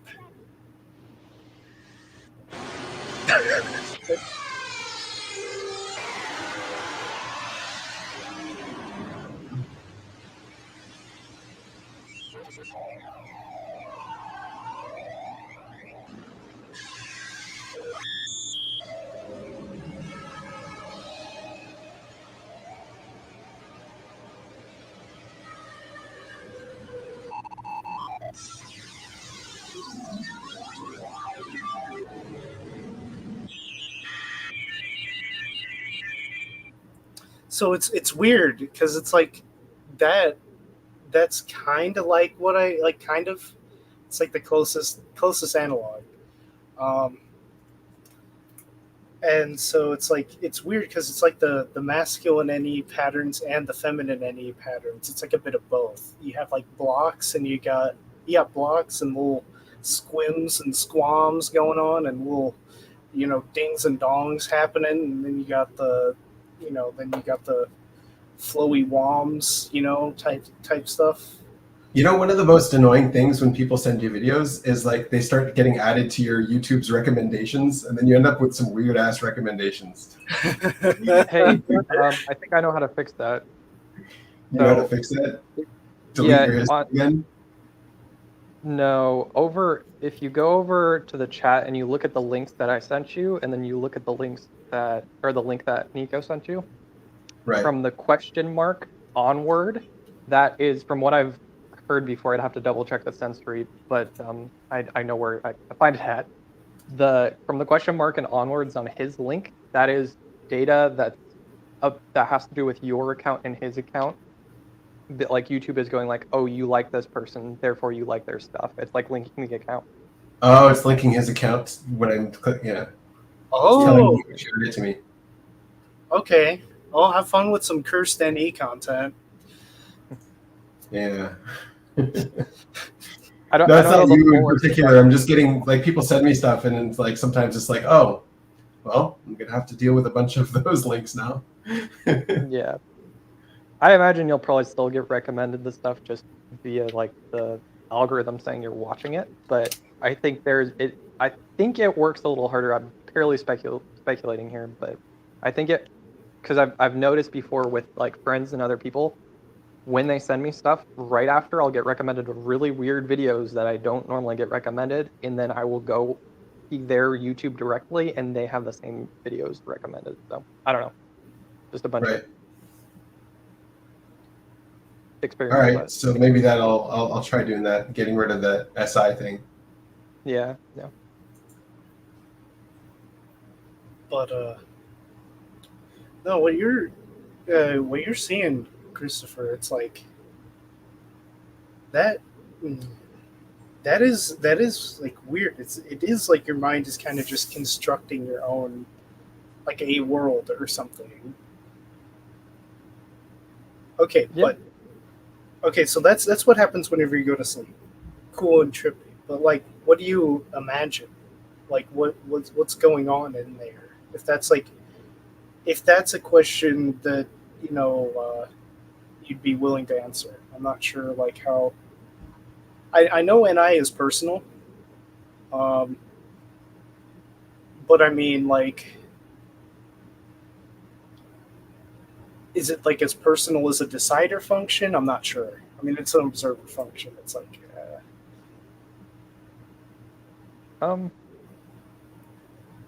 I think it can kind of filter down into the deciders a little bit, and it's like, I wouldn't want to share as much about that with people that I'm not like comfortable with, or if it's like somebody I never expect to talk to again, then I'd share away. But Yeah. Okay. I'm sorry if that question was a bit personal. I didn't like. No. I didn't know. Totally Like, fine. Gotta gauge. No, if I don't want to answer something, I'm just not going to answer it, and I'll tell you it's all good. You're not going to cross any boundaries. Oh, okay, cool and based. But Well, yeah, that's the only thing that I can really say about how personal it is. Otherwise, I don't really know. Hmm. It kind of feels like it's doing a whole lot of nothing a lot of the time. So I don't know. A whole lot of nothing. Yeah. Like, well, I Like know, I'm just not aware of it. Oh, I know. Like in the background, like with Dave and I, you get like these little squeams and squams and like little things, going on, and the little machines type things going and happening, and just like little things. So that's like happening on the background, but you don't like. You gotta like think about it. Okay, so like, It could be that. It could also be like just spacing out. Like it happened like once earlier where I realized I was just completely off in my own head, and I was thinking about like I actually can't even remember what I was thinking about. So that's kind of part of it. Is like there's a lot of just stuff happening, and I'm not even like right afterwards I could tell you like what kind of a weird little thought trail I was going down, but after the fact I'm like I have no idea. you don't remember the vision or whatnot. Yeah, sometimes it depends on how important it is, I suppose. But There's sometimes where I'll remember like I'll remember a certain pattern that has a sense of like familiarity to it, oh yeah, yeah. and it's like, that definitely means something, but it's incomprehensible. It's like in code. I mean, I think this like probably happens to everybody. This phenomenon when you close your eyes and then you see visuals. Yeah, 100%. Yeah. And for me, also, what happens a lot is these extremely abstract hypnagogic experiences where I'm falling asleep and there's the image, but there's also meaning, but it's so abstract I can't put it into words. That yeah. It doesn't translate. Yeah. That's yeah, and I'm not sure about you, but I'll remember the image, like one image in particular was like a round, like a kind of thing that went like this, that was like red and like kind of vivid, and like yeah, that meant something. It's really interesting. So how do we feel about like longer form content? Ben, do you have an opinion, being as this is your stream? As long as I don't get flagged. So I was looking into that, and it seems like it's kind of a crapshoot. Well, what does the flagging happen from specifically? I have no idea. Okay. Copyright content.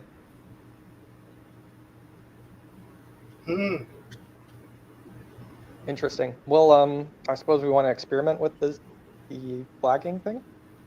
Do we? Do we want to experiment? All right, let's do it. If you want to. Hey, I got an EP All right. side. Let me go for it. Okay. Yeah, I'll probably cut out for a bit and go find a link, so I'll be back.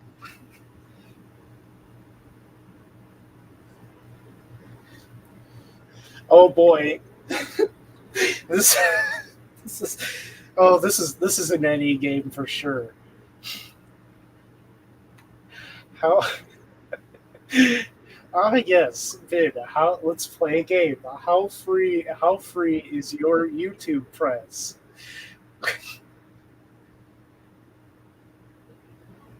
So I started looking up like a bunch of like. Oh, there it is. I gotta just like look up a bunch of like. Because you can do that with America, right? You can watch a bunch of anti-America content here, and you can openly slander your government and like all of that in the United States. Like we're very free. You could do that. Yeah, you could do that in a lot of places. Are you like? say you stream something like that was anti-Israel, right? Like, Yeah, you could do that. Why not? would you get beamed? Oh, you wouldn't get beamed? No, Pog? no, it's not a problem.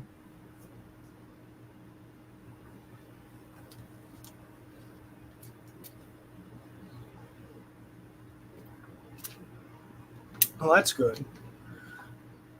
I know in England they're cracking down on stuff that could be construed as like hate.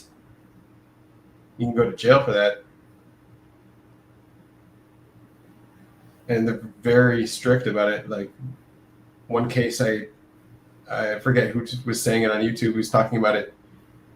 He said a girl's friend died and she posted the lyrics to his favorite song. And they had the N-word in those lyrics, and so she went to jail for like 10 months. What the hell? Yeah. Mm. That's like, I get it, but like, bruh, come on.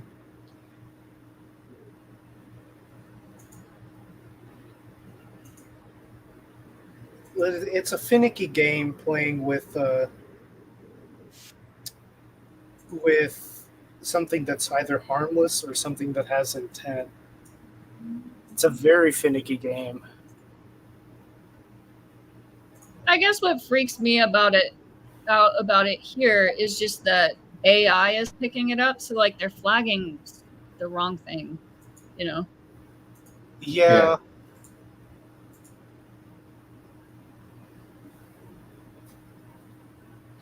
So this is Bo Burnham?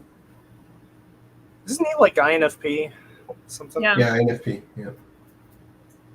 He used his tour. This big, dramatic, Can you hear it? theatrical show. He did something very strange at the end. It's a song. Yeah. So I'll give some context. So if anybody doesn't know, this is Bo Burnham. He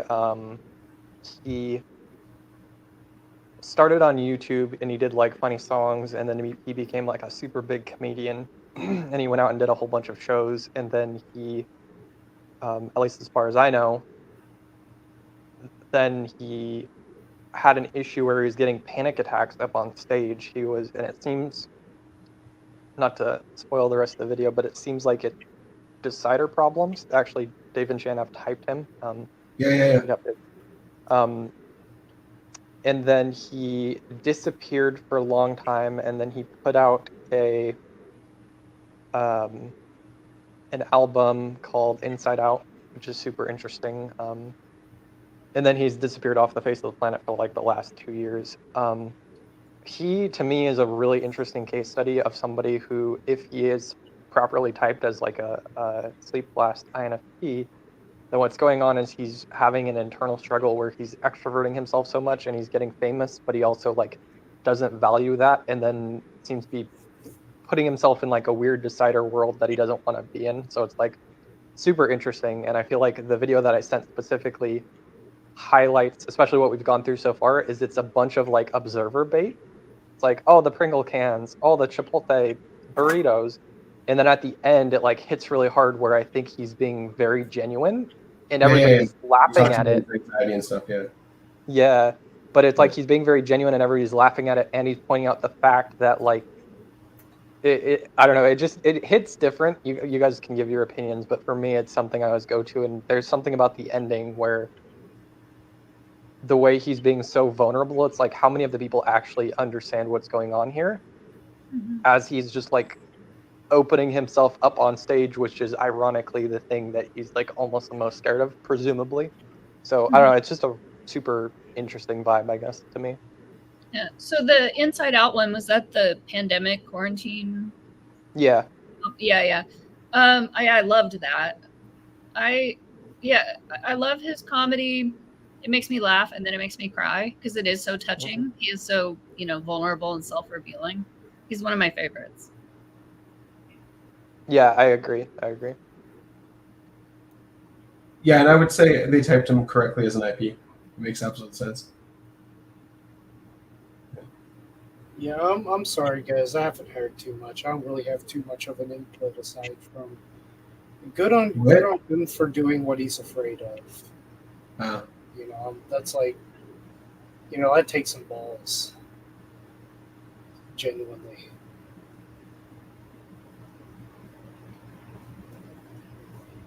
Yeah, IPs are meant to hide, and when they're not hiding, it's scary.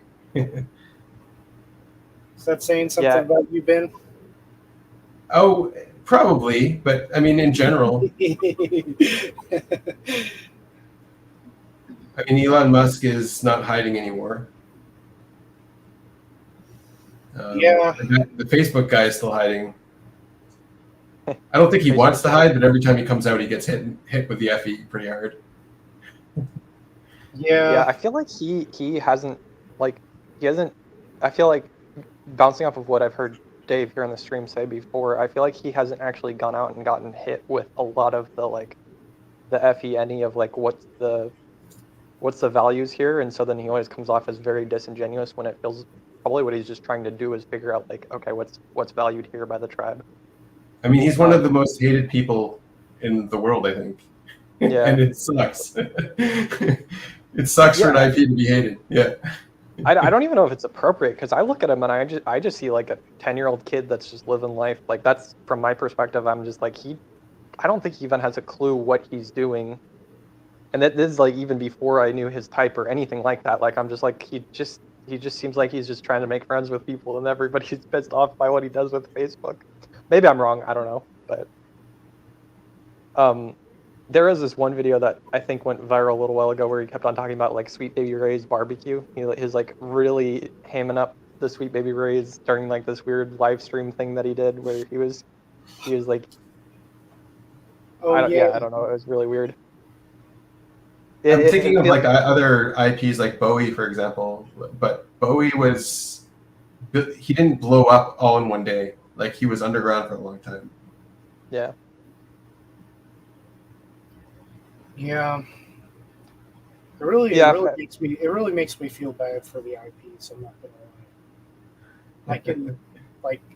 I can empathize. Yeah. Yeah, that's basically what this video is for me. I wanted to kind of figure out what the tribe feedback would be on it, but for me, it's kind of like it's a video that I recurringly come to, and I'm like, let me process those emotions again, just for fun. So. Yeah, and I mean, everyone I'm sure feels that to some degree, right? Like, you don't have a monopoly on the feelings of being your type, right? Yeah. Well, I believe that there's depth and magnitude, right? That can vary from person to person. But I believe that the emotion itself remains rather universal, but the depth can definitely hit. Like I can see some of the depth of despair, in like the FIs, that are really going through it, and it's like, damn, yeah, that's hitting. It's like, yeah, that's just, it is depth. It's very depth based. But, I feel like that's probably like one of the worst positions that any person can be in is in like the looping thought process of like, I'm the only one going through it. I'm the only one that's felt this thing. I'm the only one that's struggling like this. Yeah, it's very self-centered. Exactly. It's very self-centered, and then it's creating like a default bitterness with everybody else. And I feel like the thinking about it, like the question is why does it even matter that even if you are the only one going through it, why does it matter? And I don't mean to make light of some extreme situations. I'm just saying for like the average person. But yeah, like why is it so important that you're the only one? Why do we have to all feel your feelings? Like why are you sharing that for us as well? Yeah. Like, okay, you got a problem, grow up, deal with it. Like, why are you crying about it on stage? I don't know. There is that degree of it. Oh yeah. For sure. Yeah, I know exactly what you're talking about because I've done exactly what you're talking about. So yeah, it takes courage to like be open and share yourself, but also like, you're right, Chris. It's very self-centered. But yeah, sure. But also, it's helpful. So if people have a tendency when they're in pain to think that they're the only one feeling that way, we need to be reminded over and over again that we're not the only one. So when anyone is brave enough to share that pain, that's helpful to other people. Yeah, and I think there's a way to do it. So like, there's a way to do it where you're just like self-loathing, and then there's a way to do it with like sharing the pain and the difficulty, so other people can get through it on their end. Yeah. And in the case of the specific video with Bo, I think he's using comedy as the avenue. So I don't think he's necessarily. I don't know, but I don't think he's sitting in his room freaking out about it, thinking he's the only one. Maybe he is, but I don't know. Probably not. Yeah. But like a lot of music, I guess, is self-absorbed in the same way. That's kind of what happens whenever you have a lot of the individualist mindset. It's the belief that your perspective and your what you're going through is solely it, and that's the only true thing, or the only provable thing, or like the only thing that matters. To Annie's point, though, like, so Taylor Swift is someone to process where, yes, it is helping. Like, a lot of people are connecting to it, but then, like, if you zoom out and look at it on like this grand scale, like it's like she's getting into relationships just to fuck them up and have a song to cry about, you know? Mm-hmm. Like, what? How many songs does she have now? Like, you've been around. Like, that's a lot of relationships. Oh my god! Holy shit! No wonder why the Swifties are fucking insane. God, that's what. But people are connecting to it, like, because it is FI, and like they need that to some degree. People are relating to it. I need to share my personal feelings on her last album. I think it was the worst thing I've ever heard. If I offended someone, I'm sorry, but I can't help but share. I don't even know. The one I'm thinking of as the last album, I think there's actually a new last album because she keeps putting them out. So I don't even know. There is one, yeah. I never heard it, but like I saw a lot of people were like, it made a lot of noise. People were complaining about it. And then other people were loving it. And then there was war between the Swifties and the non-Swifties. So I don't know if I've heard the most recent one, but the album that I'm thinking about has an Anti-Hero on it, and I just really love that one song. I think it's really Is it the Dead Poet Society or no the Tortured Poet Society? Yeah. Yeah, I think I haven't heard it. She just keeps putting them out so fast I can't keep up. Yeah, so me and my wife were sitting there listening through it, or she was listening to it, and she said, "You want to listen to it too?" So I was doing something else and listening to it as well, and there was nothing that really stuck out to us as special about the album. It felt very repetitive and very long and repetitive. Like it needed to be like 3 songs, and it was like 30. So anyway, that's just my opinions. Wait, wait. Dang, I don't know. You look young. You look my age, and I'm like, wait, you have a wife? Wait, how old are you? Hold on. He's younger. Yeah, he's young. Yeah, how I'm old 23. are you, man? Huh? 23. Yeah. Oh, well, you're a year older than me. Yeah, I got a son sleeping over there too. Oh, Pog. Damn. Nice, man. Well, he's only nice when he's happy, but he's grumpy more often than not, it seems like. What's his name? Like me. Asa. Asa? Yeah. Good name. Yeah. Well, anyway, do we want to... Oh, go ahead, Annie. No, you go ahead. I was just going to say, do we want to finish the video, or do we feel like we've gone through it enough and we... Let's go a little more. Yeah, let's go a little more.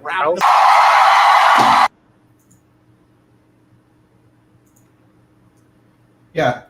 I mean, it is refreshing compared to like, because it's more genuine, you know what I mean, compared to pop radio. Yeah, that came from the heart, definitely. Yeah. Yeah, I was going to say, I feel like with the wording that he used, I feel like he went over it. That feels like that's like a 10th draft of the like what he was gonna say, where he was like very meticulous with what he said, especially with like the decider problem. Oh yeah, that makes sense. Yeah, he's an IP. He was very careful. Yeah. Yeah. Very well crafted. Oh yeah, yeah, that was very well done. And I hope people understood and were able to connect with them, because yeah, that is rough. What am I watching here? What are we Oh, putting on? that's wait, the new one. Yeah. That's Taylor Swift by Meat Canyon. What? It's a parody of Taylor see. Swift and how crazy her fans are, drawn very, very cursed by Meat Canyon. Okay. And I won't get flagged for this? I don't know. All right, let's try it.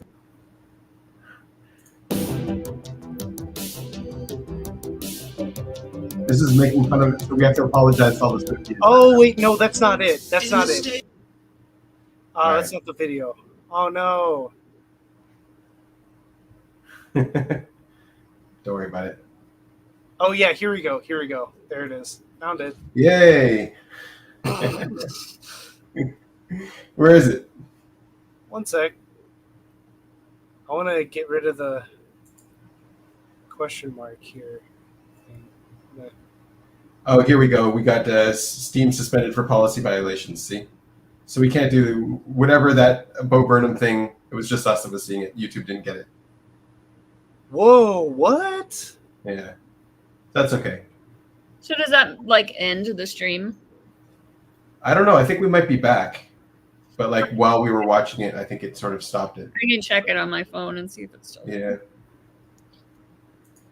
This might. I don't know. I don't know if Bo Burnham was. Man, I didn't even see anything like truly wrong with that. Or did it? No, like it's his song. It's his creative work, right? So. Yeah. You But get copyright for that. Yeah. Oh, copy. Oh, okay. Yeah, it's gone. It's ended. Oh, what? But you know, it is midnight, so It is midnight. Yeah, I need to get off anyways. good timing. And yeah, all this stuff will probably be back on. I think I'm gonna have to like delete that section of the video and then let it be reposted or whatever. Yeah. All right, thanks guys. Yep. Yeah. See y'all. Have a good one. I think Dave, feel good, man. Want to like hang after. Get your rest. Give blessings to Dave before we jump off.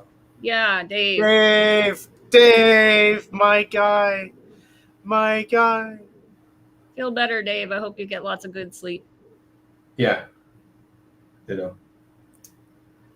Also, Chris, if Dragon's Neck like gives you